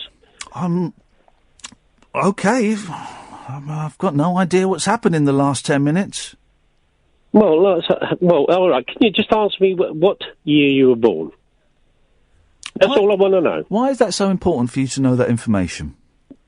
Because I know what people you would probably listen to during your life. I mean, my you have no idea what people. You have no idea what people I would listen to during life. Well, it gives me a good idea because, like I say, if you're in your 20s, 30s, 40s, 50s, 60s, 70s, or whatever as such, there's various things. I mean, I don't have 1,000 singles, I should say, for nothing. But I can always tell when I'm, bright-eyed and bushy. You're rambling. 1,000 singles? 1,000 singles, yes. And that's the old singles type, not LPs. They're the extra or whatever. The vinyl singles. Let me help you, Bill. You mean 45s? Yes, that's correct. I know. Yeah. Well, I'm glad you have such a big collection of 45s. Yes, and I've got quite a big collection of LPs as well. And I've got a quite big collection of. This is literally. This is a dick measuring competition. I'm not prepared to show you my dick so you can measure it. But you're constantly getting your dick out and waving it in my face. Well, I apologise for that if you feel I am as such. But, I've never seen anyone try to assert the alpha male position in such a cack-handed manner before. Oh, cack-handed. All right. Well, I'm not as experienced on radio as you are, one way or another. More experienced at life, apparently, and you have a bigger record collection than me, maybe. Well, possibly. But I say I know so little about you, I'm having to make assumptions. Well, they're all wrong. Well, all right. Well, we'll see each other eye to eye when King's Cross. But don't be scared or whatever as such. Of what? I'm going to enjoy it. Scared of what? Sorry? Don't be scared don't be scared. Of what? Well, if you're performing or so, I'll be sitting back laughing with the rest of the audience. But why would I be scared? It's a weird thing to say. Well, yeah, I might have assumed something that you might think I'm possibly a stalker or something like that, or keep, so lonely I keep ringing up. At the moment, I do have a partner. She's down in Basildon at the moment, and she suffers from cerebral palsy. So we have that to contend with one way or another. So I suppose that's why I get a little bit uptight about things. The next bit, they had the I think it was the railway children at King's Cross or whatever such. They had the train there, if I remember right, because I saw the video of that or whatever such, and it was quite well done. And that was at King's Cross. You're nowhere near there, are you? No. There's still silence. No. I did write down where you would be or whatever as such, so I'll see if I can get a couple of tickets or whatever. So, I mean, I'm going to sit back and enjoy the show, so don't worry. Don't worry about what? That sounds really menacing. Well, I think any artist who's performing a show is a little bit, nerves or whatever such. But obviously, it's a show you've done several times. So, of course, once the nerves go, then, how would you call it? You just take over on your instinct as such, don't you? If you're an artist. Yes or no? I didn't hear a question. Oh, well, you seem to be... If somebody asks you a question, you take the opposite stance as far as I can see, which is fair enough. This is your show. No, I tend to answer honestly to the questions that I want to. I didn't hear a question there, and I've not wanted to answer any of your other questions. Okay, fair enough. It's your prerogative as such. My batteries are beginning to run a bit low, and probably the effect of the tablets are wearing off. Okay. But, I hope to see you when you do the King's Cross show. Okay. Thanks for calling, Bill. Bye-bye. Anyone? 0344 499 1000. This is turning into the late night show I always wanted it to be. The Late Night Alternative with Iain Lee. Unfiltered night talk with the original king of unconventional conversation on Talk Radio. We have ways of making you talk. Hang on a second. Let me get the list. Oh, hip, hip, hip, Kyle!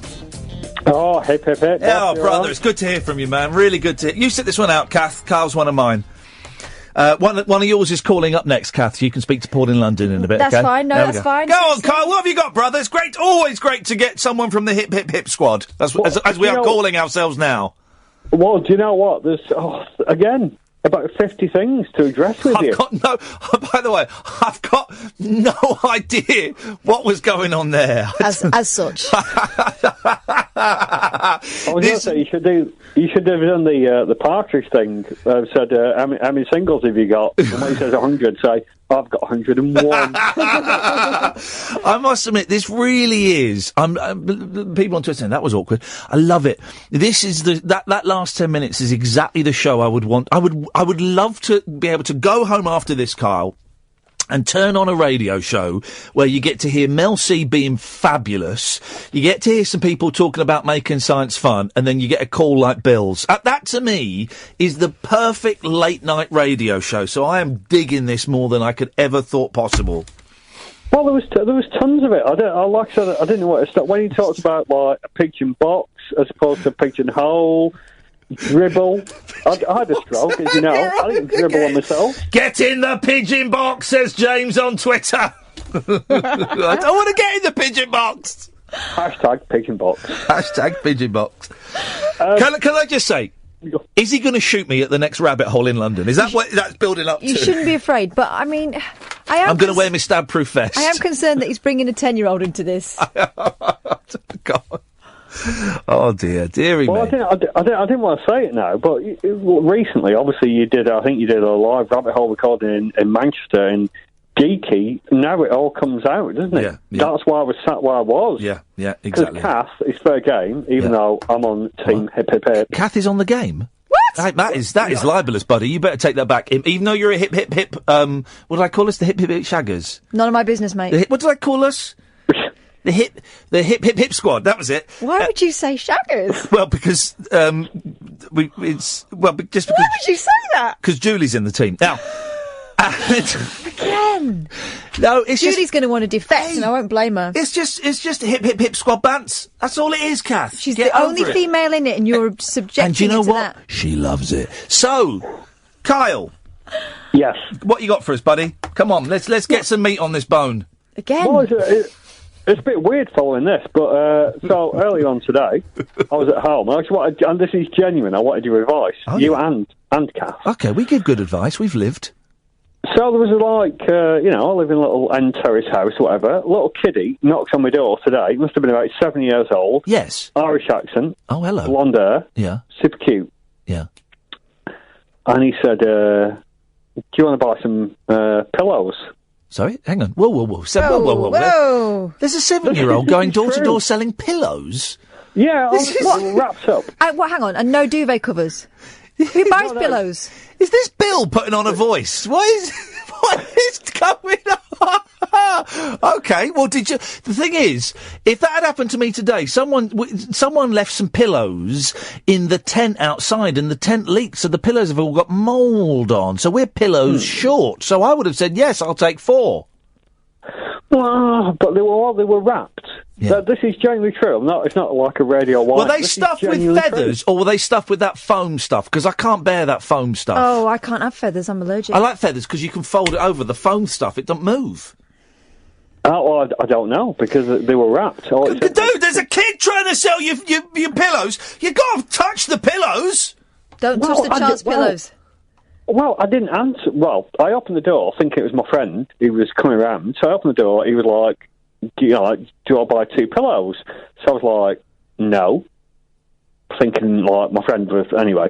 And, but then he said, and he was such a cute little kiddie, not in a weird way, but he said, can I use your bathroom? And I was like, that's a total scam. It has to be.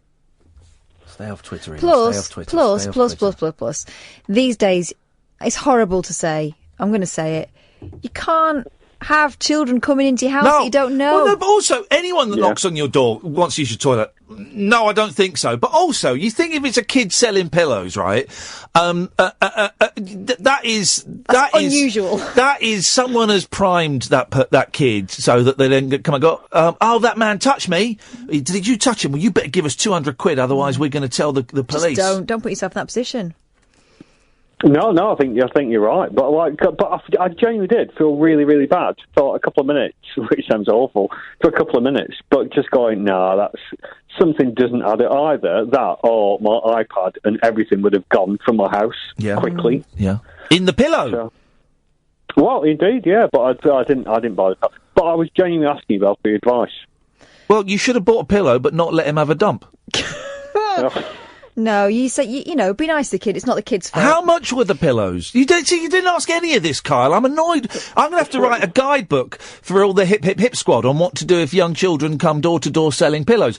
You should have asked him how much the pillows were. Was that really his best price? And then offered him a $5 less if you bought 3, $5 less per pillow. And also, you should have felt those pillows. Well, it was $3.99. You said For that a pillow? For both pillows together. As a double. Oh, no. Hang on. Bed pillows? Yeah.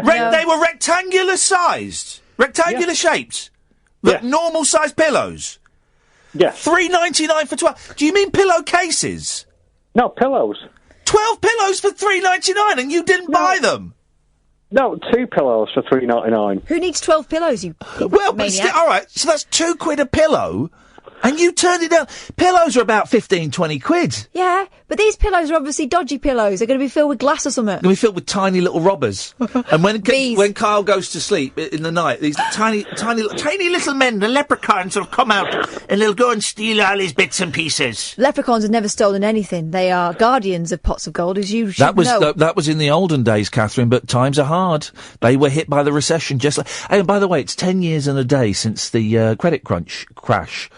Is it? Yeah, Christ, happened. 10 years and a day. Imagine that. Kyle, I'm disappointed in you, mate. Sorry. That's okay, don't worry. We're the hip shaggers. We'll get round this. If anyone else needs advice, 0344 499 1000. Here's one for you, Kath. I don't want to talk to this guy. He's a loser. It's Paul. Yo. Yo, Paul. Welcome to... How are you? I'm all right. Can I have 2 pillows, please? I know a guy. But he will want to use your toilet as well. I had tickets for King's Cross, but I'm going to throw mine away if that other nutter's going. I think we need you to come. We need someone who's going to take a bullet for me, please. Oh, mate, that's either lunatic. Well... Anyway... As such, Ian we can't say that. Ian said he went to the opticians today. I went today as well. Oh, yeah, go on. What happened to yours? Did they tell you needed glasses? I'm in shock. It turns out I'm colourblind. What? And yeah, they told me I'm colourblind. I'm in shock. I came totally out of the purple. Oh. And that is the kind of comedy you get from Yo. Exactly. Awful. Yo posse. That would have... I would have been embarrassed if Andre had phoned up and said that. But Paul, he's normally a decent caller. That material was that patter was very thin. I apologise. Is that your contribution to tonight's show, Paul? I'll come and compare to some of the others, man. That's gold. Fair play. Tonight, actually, yeah, that is spot on. Thank you very much, Paul. Thank you very much. Okay, we haven't got time for this next caller now, but David. Hello. Yeah, you have got. We don't know whether David is a hip squadder or a yo. I think we know. But David, you've got 30 seconds to tease the listener. As to why they should stay tuned over the midnight news, because you're going to be on. What are you going to talk about? Tease them. You've got 30 seconds, David. Tease them. Christ. It'd be right sexy. And I'm going to be saying all kinds of things, and I've got lots to say about... and I'm coming to that show. How long we got left? I love you all. See you after news. I might get my balls out if I'm probably not gonna.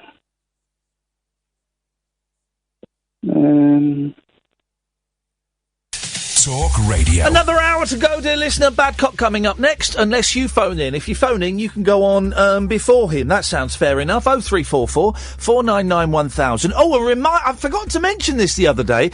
There's a new thing online. Actually, it's been around for ages. IKEA Heights. I will explain it after the news at midnight. The Late Night Alternative with Iain Lee on Talk Radio. We have ways of making you talk.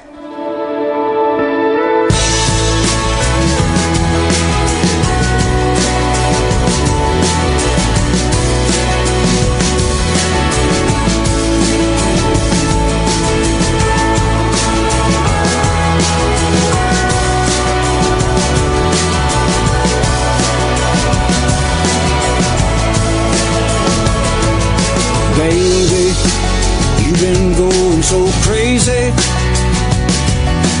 Lately, nothing seems to be going right. Solo, why do you have to get so low? You're so, you've been waiting in the sun too long. But if you sing, sing, sing, sing, sing, sing, sing, for the love you bring won't mean a thing unless you sing, sing, sing, sing. Colder, crying on your shoulder. Hold her and tell her everything's gonna be fine. Surely you've been going too early. Hurry, 'cause no one's gonna be stopped now, now, now, now, now, now, now. Sing, sing, sing, sing, sing, sing, sing. All the love you bring won't mean a thing unless you sing, sing, sing, sing.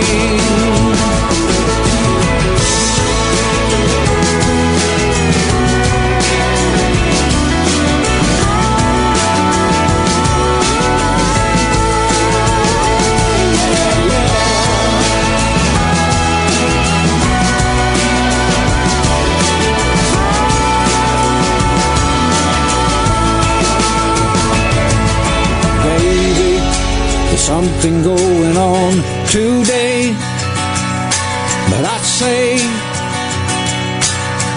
nothing, nothing, nothing, nothing, nothing, nothing,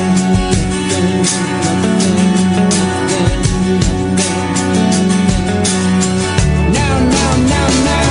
But if you sing, sing, sing, sing, sing, sing, sing, for the love you bring won't mean a thing unless you sing, sing, sing, sing. So sing, sing, sing, sing, sing, sing, sing, for the love you bring won't mean a thing unless you sing, sing, sing, sing. It's good, isn't it? So good. It's really good. I'll tell you what we'll do. That's from the Meet Glenn Campbell album. That's about 10 years old, maybe even more than that, actually. And he did loads of covers. I've got goosebumps listening to that. Well, I tell you what, we'll end with him doing Green Day. Because it's just brilliant. God, I love Glenn Campbell so much, and I'm one of the it's sad he died, but actually it's a blessing he died because he was very ill. But also it's a blessing because it means loads more people will kind of discover him, as people do, and they see people on the front page in the newspaper, such and such is dead. Oh, by the way, the Sun, you utter scumbags. I know you pay the bills and stuff, but you utter scumbags. Centre spread in the middle of the Sun. As country legend Glenn Campbell dies from Alzheimer's, rhinestoned cowboy. He was the affable, clean-cut kid who became a music superstar. But fame came at a price as singer battled drugs, booze and divorces. I mean, guys, he's not even cold in the grave yet. Do you know what I mean? We all knew he took loads of drugs. We all knew he's had loads of wives. So what? So what? Celebrate the man's life. Don't write that kind of poison. A really mean, cold-hearted story when one of the biggest talents. It's dark. I think that's absolutely horrible. 0344 499 1000 is the telephone number. Good evening, Mr. Babcock. It is Babcock. You do know that. Sorry? It's Babcock with a B. That's what I'm saying. Yeah, Badcock. Badcock. Oh, sorry. It sounded like you were saying Badcock. Yes, that's I'm saying your name. David Badcock. No, B-A-B. Yeah, Badcock. B-A-B. Babid Badcock.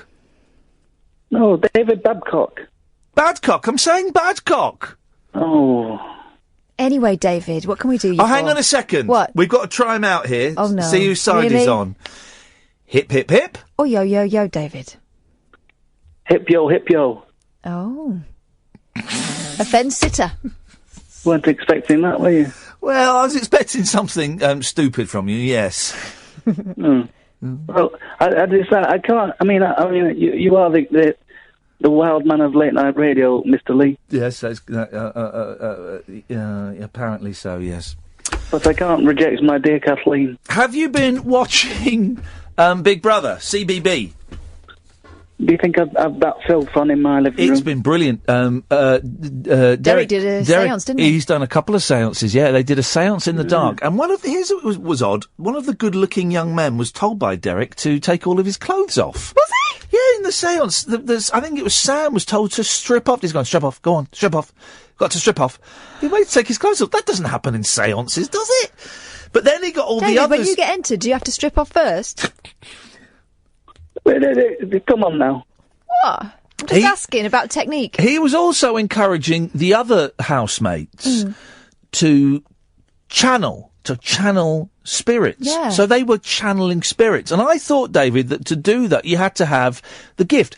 Can anyone be entered? Or do you have to be a certain type? I think it's a very, very much you have to discover your limits. I mean, as you know, I've been entered quite a few times, and I think with time, the more you're entered, the better you get at it. Because you have to get them out again, don't you? And sometimes it can take a long time if you're not used to it. Well, as you know, I get entered up my bottom, and the technique to get them out is very much like trumping. But if you imagine, instead of wind, it's ectoplasm. It's ectoplasm, yeah. So I like to lie on my back with my legs. Hello? Yes, your legs. Up against my chest. Yep. Like that? Just like that. And I let out a little guff, and that's how... How do you know when they're out, though? Oh, you feel it, Kathleen, you feel it. It's a very nice feeling once they leave you. Hey up, Iain.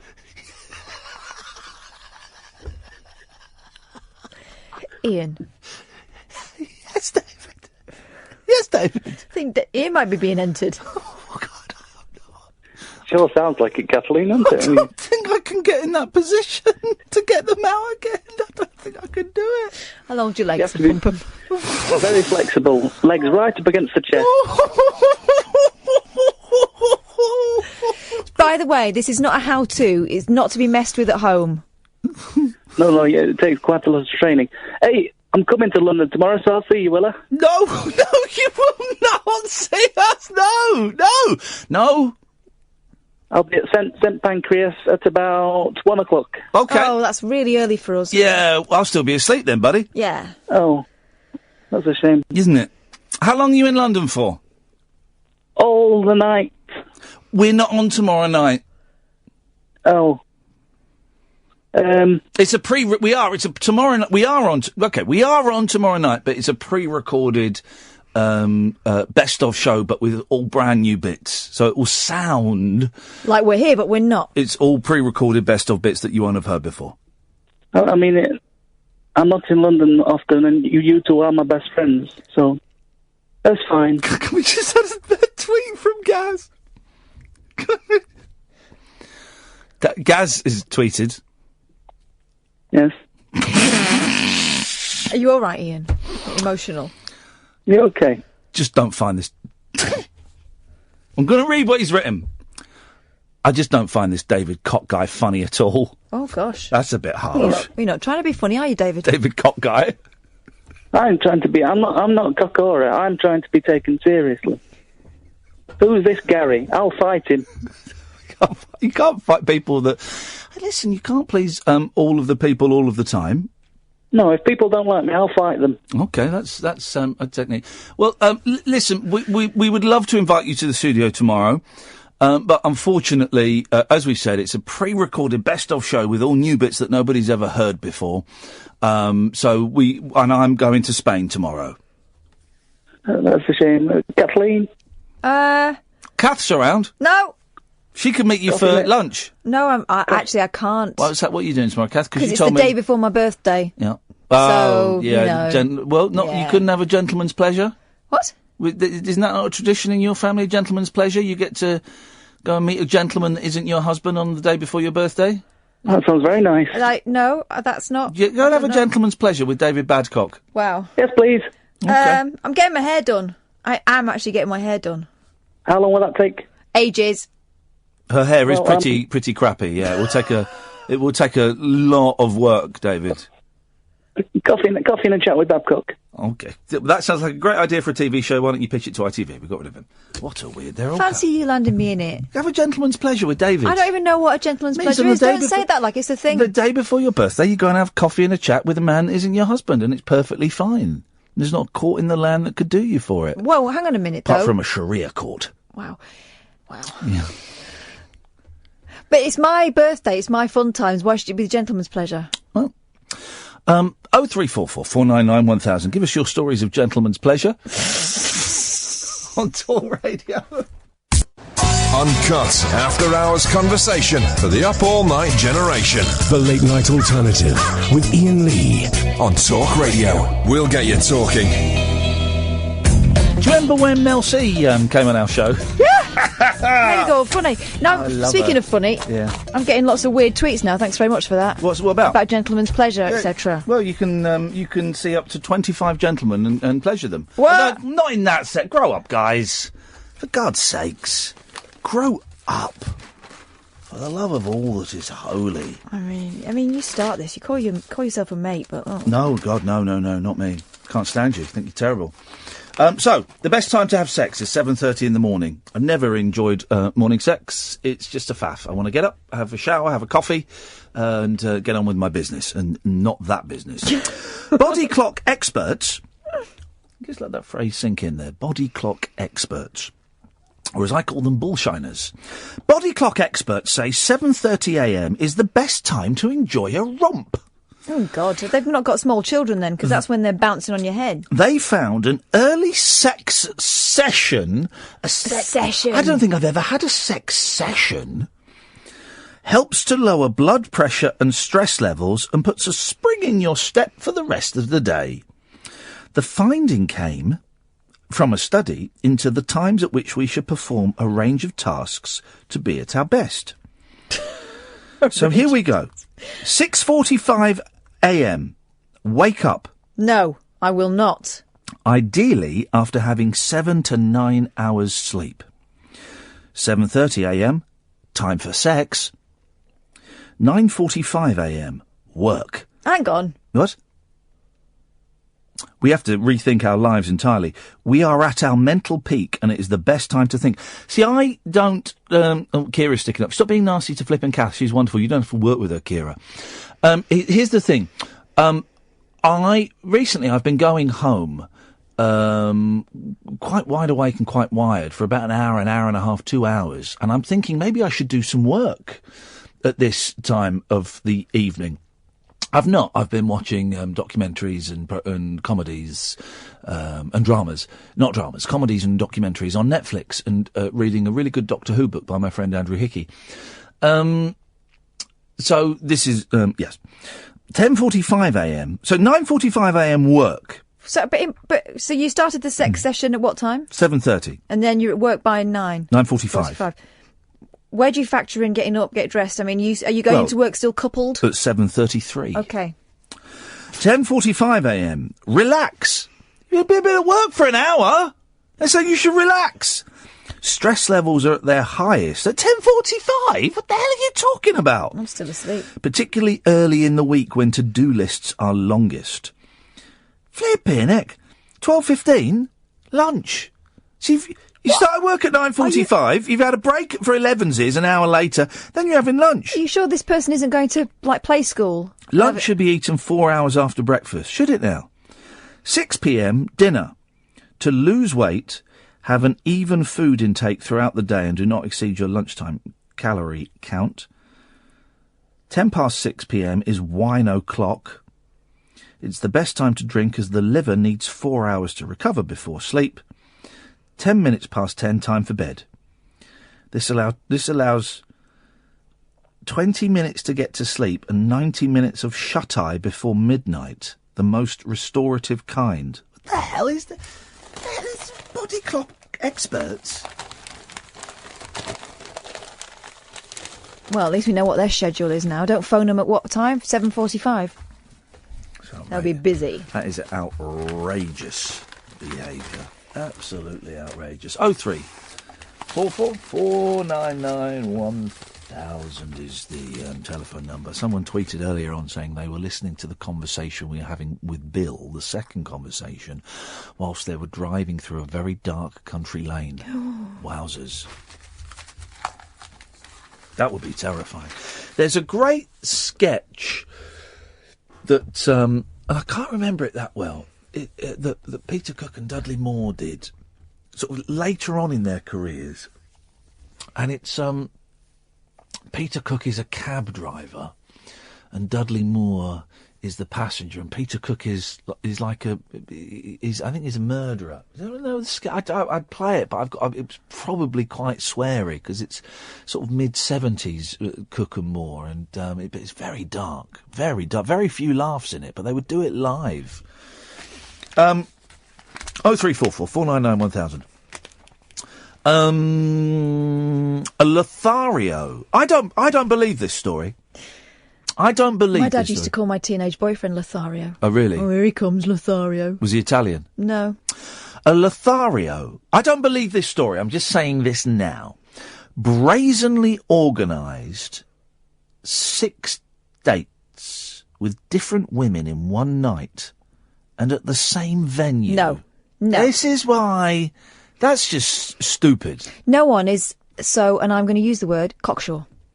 Why would you do that? That's crazy. But got his comeuppance, or rather didn't get his comeuppance,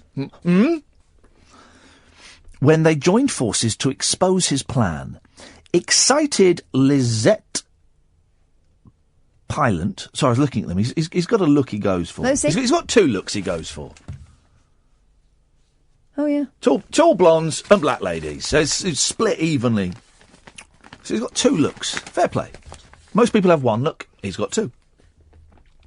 Excited Lizette Pylant was looking forward to a romantic blind date. A blind date, after agreeing to meet the man on her friend's advice.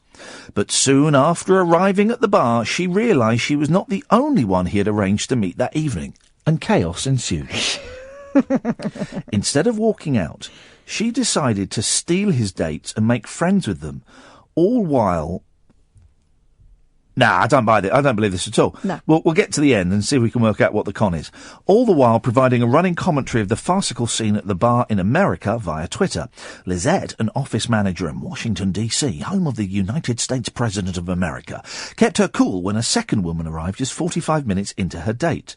She pretended to be his friend, but when the 2-timer was out of sight, she debriefed the woman, and to their amazement, a third arrived to meet the same man.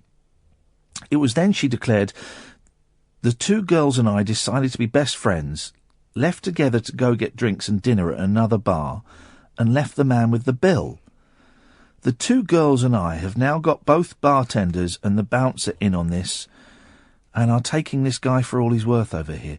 The man, I don't understand this story at all, but God damn it, it's 25 minutes past 12. We're going to see it to the bitter end.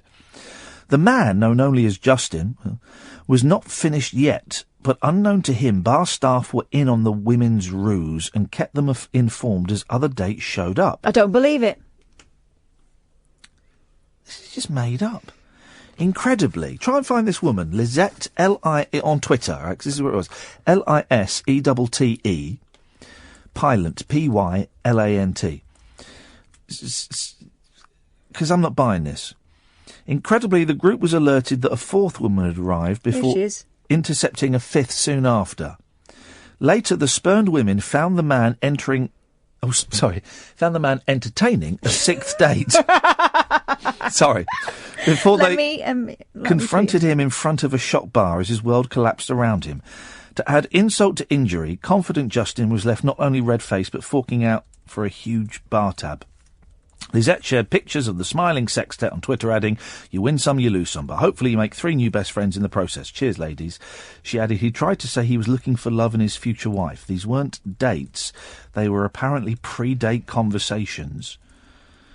Asked why he had dared to arrange 6 dates at the same bar on the same night, brazen Justin reportedly said, "Well, I'm a project manager. I manage my time efficiently." See if she'll come on and talk to us. I've just asked her. Thank you. Evening, Raheem. Evening, Ian. There's some, what do you call it, body clock experts. How do you fit dinner in 10 minutes? Turn your radio off. Let's turn your radio off and let's go back to these. Hang on, Raheem. Hang on. Let me turn this off. Hang on. Turn it off, Raheem.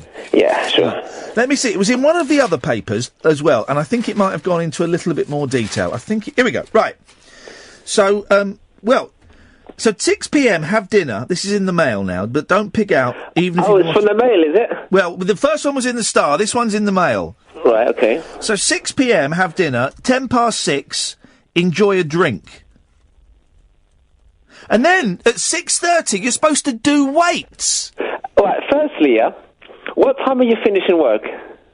Well, What, they didn't give that. It doesn't give that. Exactly. They don't give that, and the time it takes to cook the meal. What's that? This is what time? Hang on a minute. Right, let's get Raheem's body clock in check, shall we? I'm going to check your body clock. What time do you wake up? All right, I'll give you an example. Today I woke up at 7:30. 7:30. Okay. Well then, that you should have woken up and had sex straight away. Like I have time for that. You didn't have any sex at 7:30. No, I live alone, mate. Well, you did. Okay. I don't want to get too personal. What time did you go to work? Around 9 o'clock. Okay, so that's cool, because 9:45 is when you're working at your best. And I didn't start till 10. Oh. But then at 10:45 you've got to have 11s. Well, like a break. That didn't happen till about 1 o'clock. Wow, you should be having lunch at 12:15. Raheem, your life is falling apart, man. What do you mean? Actually, my life is pretty good at the minute. You said you're living alone. Yes. Yes, I am at the moment. I'm just thinking, if you followed this timetable, then your life you might not be living alone. To be fair, my timetable varies, because sometimes I go to work at like 6 in the morning. What the heck? Yeah, exactly. See, sometimes I'm up at 4 in the morning and I'm at work already at 6. It says here at 7 o'clock, go for a run. 7 o'clock in the morning, go for a run? Yeah, I tend to do that later on in the day. I don't like running. Running is bad for your knees and you don't lose much weight. Really? Yeah, you lose hardly any weight when you run. Oh, but you do burn quite a bit of calories, though. No, you don't. You don't, though. That's it. You don't. For the amount of work you're putting in, you don't burn that many calories. What about cycling? Cycling's good for you, yeah. Exactly. That's what I like doing. Cycling, tennis. I do that stuff. Okay. Lately. Okay. So. Well, what time are you going to bed, Raheem? Probably shortly after the show, maybe like 1:30. And then you're going to get up and go to work at 6. You're insane, Raheem. Actually, I'm off tomorrow. Oh, good lad. Why are you off tomorrow? I'm off. I'm not working tomorrow. What are you doing tomorrow, mate? Yeah. I don't know, chill out at home. Maybe go to the gym later on in the day. Can I come round? Have you got Netflix? I have Netflix, yeah. Yeah, can I come round and chill? That's not what you think it is. It does. Hey, you. What, Netflix? Oh. Can I Netflix and chill with you, Raheem? You're more than welcome to come. Okay, fine. As long as Netflix and chill actually means Netflix and chill, and not the definition that's going around. I don't believe that definition, Raheem. To me, Netflix and chill means you take your shoes off, you put your feet up on the coffee table, and you watch a good movie or a box set. You're more than welcome. And then we start touching each other. No, I'm joking. No, that's it. We just watch. Watch a box set. Stop there. Raheem, I'll be down to Southampton tomorrow. Yeah, sure. Oh, by the way, the main reason I wanted to call as well. Yeah. Yeah, because when I was coming home from the gym in the car, I had you on, and you wanted to know about Boomtown as well. Oh yeah, the festival that some people were struggling to get into. Yes, basically, I work at the motorway services near there. Oh, yeah. In Winchester, yeah. And I had some people come in, and basically they were going to the festival, and they said that there are people like queuing for up to like 6 hours, 8 hours, like queuing. Yeah. Yeah. And then I came home and I looked at a news article about it, like live news, and there was like a long road, like probably like a mile or two long, and it's just packed full of people just queuing to get in. And they said that one of their friends was near there. They just sat there and watched the queue, and in about 2 hours, it moved about 10 minutes. Yeah, that ties in with what people are saying on Twitter, that some people are saying, I saw the figure of 11 hours, and people missed, and it was on today, so people missed the first day. Was it on today, or I think they were just getting in today? Because, I mean, like, as well as the long queues, they had, like, no water, no toilet or nothing. Hey, see. How do you find working in are you in a motorway services? Yeah, yeah. How do you find that? Because I'm always struck, because they're like tiny little communities, aren't they? Yeah, it is, yeah. It's only like, probably like 50, 60 of us working in that. Do you enjoy it? Because motorway services, there's a film to be made about motorway services, because they're weird places. They're like, little town, little village. Little village? It's like a little village. How do you mean a little village? Well, it's like a little village, and you got maybe a Marks and Spencer's or a Waitrose. You got Burger King. Marks and Spencer's, Burger King. You got the arcade to go shop. Got the gambling machines. Actually, I see your point. You got the bloke selling mobile phone covers. Actually, I don't have that at mine. Oh, there's a hole in the market there, buddy. I don't think there's any room for that. No. Raheem, nice to talk to you, man. Thanks a lot. Take care. Take care. Bye-bye. 03444991000. This is the Late Night Alternative on Talk Radio. The Late Night Alternative with Iain Lee. On air and off the leash. On Talk Radio. 03444991000 is the telephone number if you want to give us a call. Strange old show this evening. Yeah. Strange old show, isn't it, this? It doesn't know what it is sometimes, and those, I think, are the best ones, when it doesn't really know, when I don't know what it is, and it kind of goes off on, it's amorphous. Would that be appropriate use? Well, that would mean, shapeless. Yeah, it's amorphous. Yeah. I know what it means, that's why I said it. I'm not stupid.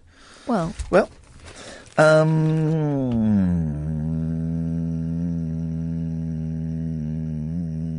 There's not really a lot in the papers.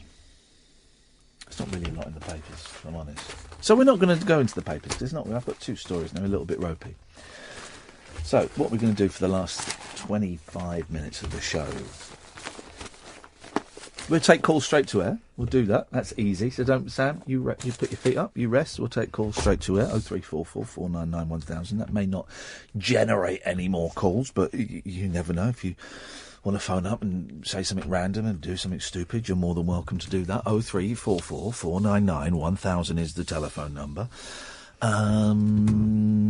Let's have a little mid-season, pre-Kath having 2 weeks off, little production meeting. Yeah. Catch up. Yeah. How do you think the show's going so far? I don't mean tonight's show specifically. I mean in general, because we've since the last 3 months, we have both consciously upped our game significantly. Because 3 months ago we got terrible listening figures. We've upped our game significantly. But I just wondered what your thoughts were on where we are and how it's going and what we. I think the way we're going is the right direction. And I never really sweated it an awful lot. I know that you get you get fed up of it in certain points, and I just always know that it's growing into something different. Is there someone there? Yes, there is. Good evening, caller. You're on the air. Hello. Why did you make videos about my kids?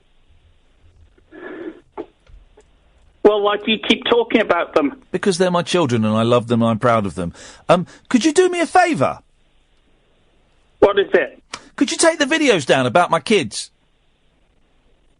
Okay. Thanks very much. There we go. That was simple. We didn't even need to talk to him about his obsession with my boobs, did we? It was simple. 03444991000. That was nice of him. Yeah. I'm glad we got that sorted out. You can call in and do your bit now if you want. I think it's. I think I would say the sort of the previous 2.5 months, I think it's been good. I think the show's been better. I think it's been feisty. I think it's been ballsy. I think it's been that thing of, well, we've had nothing to lose, so let's go, Billy O. America did us a huge power of good, I think. That was good. But there may be the last 2-3 weeks. I think I've kind of dropped the game a little bit. Be stupid. Oh, that's my thumb. I'm having great trouble with my right thumb. I don't think so. I do a little bit. And I just don't quite know. I don't quite know where to take it next. Yeah, that's the thing. I think that's what you're feeling. Like before, we always had New York to aim for. Yeah. Oh.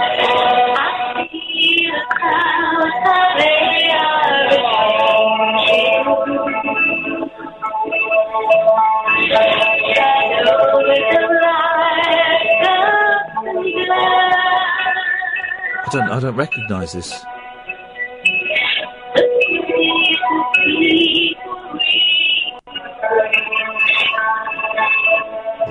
Boom, boom, boom, boom, boom, boom, boom, boom.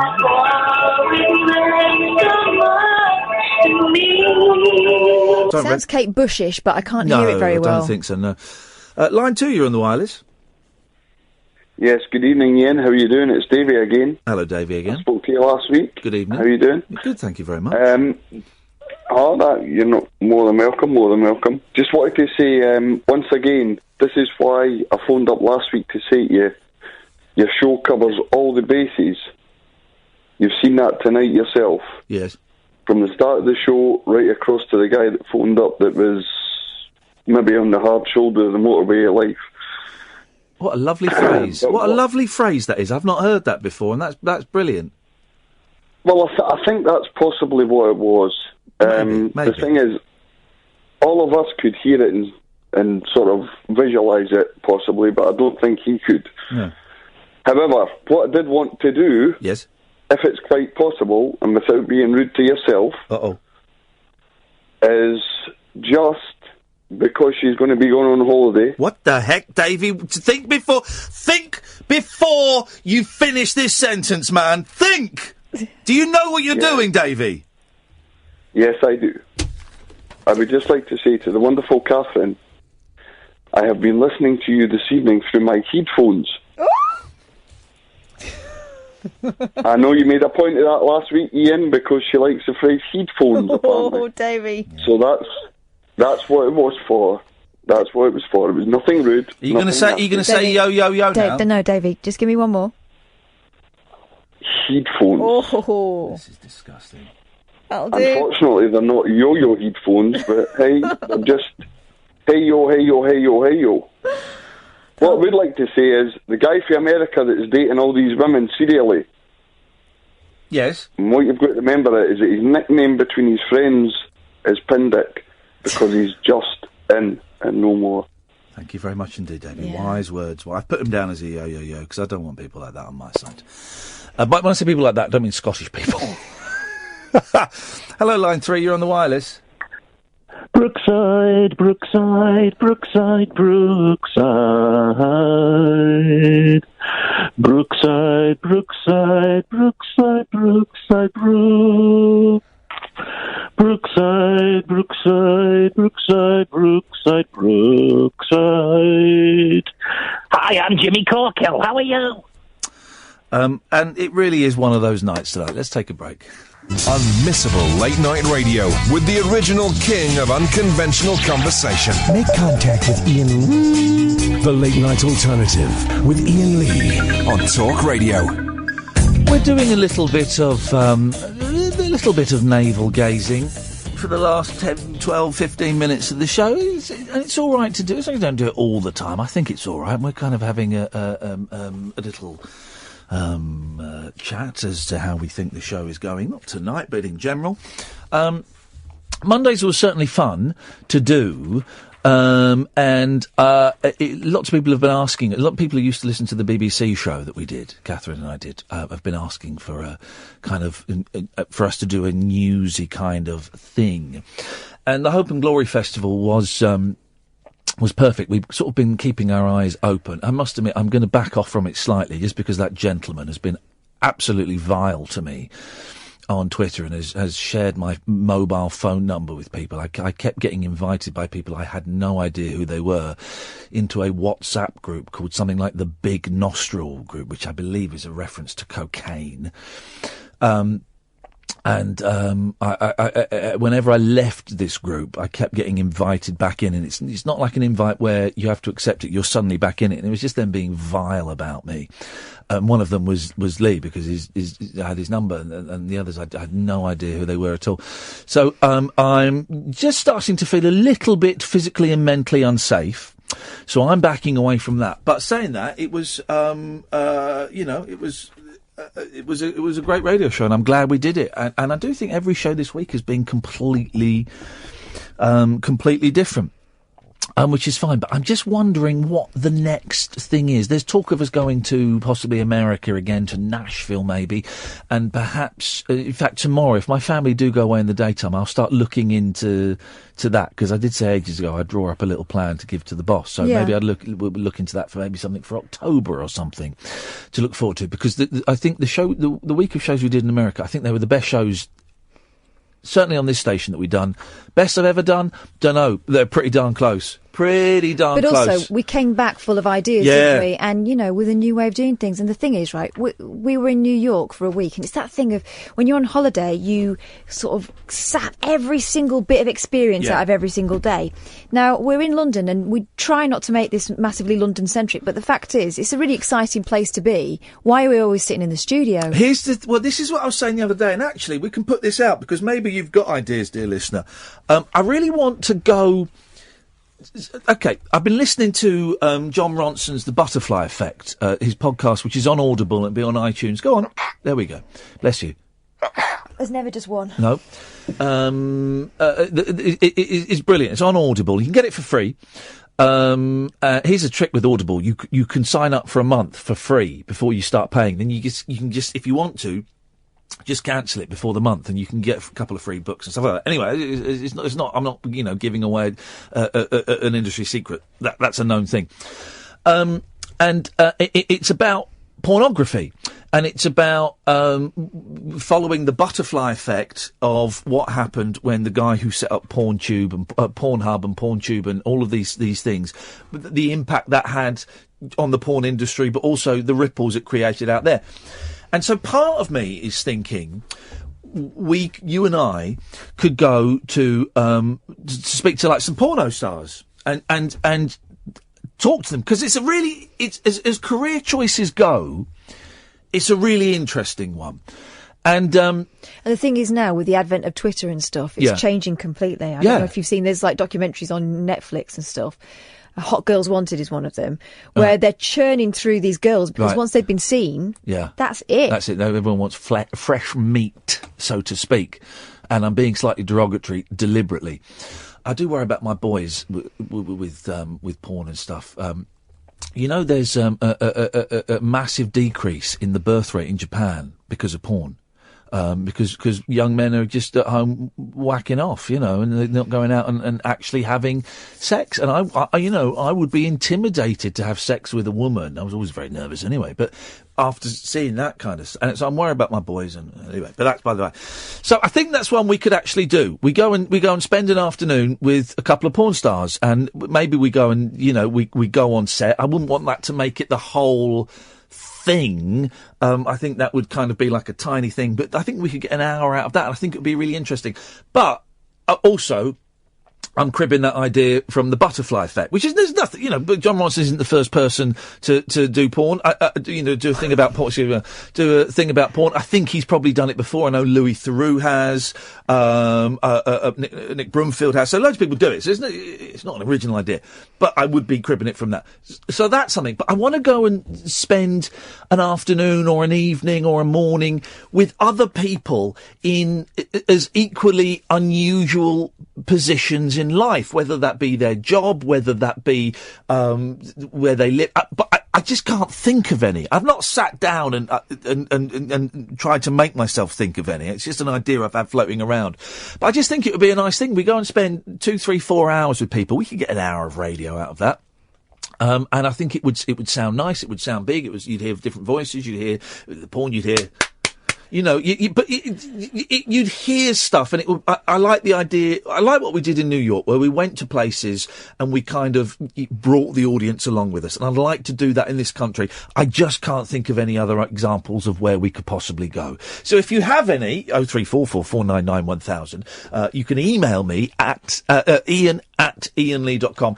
Of course, and we don't really mention these. You can follow us on Twitter. I am at Iain Lee, and I spell Ian correctly, guys. IAINLEE. And you are? Flippin' Kath. But is it flipping without the G? Without the G. And it's Kath with a K? Yeah. So Flippin' Kath, at Flippin' Kath, at Iain Lee. So if you've got suggestions of places like that, I guess people on the fringes of society. Yeah, so you're going behind the scenes. We're seeing something that, you know, everyday life is going on around you. You would never guess this was happening behind that door. That kind of vibe. That's what we want, isn't it? Yeah, something like that. So if you've got any suggestions, there's a phone's been flashing away. Yes, line one. If at first you don't succeed, pull your foreskin or your head. That's not medical advice. No, God, no. Do yourself a mischief carrying on like that. The foreskin is a strange thing. Bits of your body that you don't need the foreskin. Appendix. You don't. Well, no, you don't need the appendix. The appendix is weird. What did we used to need it for? Grass, eating grass. Really? Go on. Yeah, it's that. It's a grass filter. Grass filter. Mm-hmm. Yeah. So it's got smaller and smaller, and that's useless. And all it does is really get infected and explode. Cause problems. Yeah. What does a spleen do? That filters your stones and mud. Isn't that like your pancreas in that it filters your wee and that? No, your pancreas filters blood, right? Yeah. Spleen, I think, is to do with wee. No. Bladder and kidneys. Kidney filters the wee. Well, hang on, let's have a look. No. Don't Google it. What are you Googling it for? Blood filter. This is the problem I've got with modern society. It's Googling it. Right. I like the idea. What was the gentleman we had in America? I can't remember his name. From the Bowery Boys. I would tell you, but I'm not allowed. No, exactly, good, and I cannot remember his name. But I like the fact that he doesn't Google stuff. It's all up there, and he tries to work it out. If he doesn't know it, he tries to work it out using the information he has got. I like that. Hello, Line 1, you're on the air. Oh, that was quick. I was still listening on the radio one way or another. Just ringing up once more. Bad luck back, fast bad penny, and I'll be your Huckleberry, which is what Val Kilmer said to certain other people in a film. Any idea what I'm talking about? Not a clue, buddy, but I'm loving it. Okay. Hang on a second. I'm just going to... Because I was ringing you up, I put the phone on to sort of loudspeaker. I've got to switch back to direct. Okay. Just give me a second, because it's not a new problem. phone. Yep. Right. Can you hear me now? Yes. Hear me better? Yes, yeah, there we go. Oh, Perfect. Okay. So Val Kilmer said, I'll be your Huckleberry. He was in a film about Wyatt Earp, etc., etc. Ah. He was playing the part of Doc Holliday. He's very ill, Val Kilmer, apparently. Well, he had TB. Unfortunately, I had TB as well when I was 10. Doc Holliday had TB, not Val Kilmer. Val Kilmer's very ill. No. Val Kilmer, the actor, did not have it, but Doc Holliday did. No, he may be a method actor, but even that would be taking it crazy. No, I'm saying that now, apparently, Val Kilmer is very poorly. Well, I don't think so.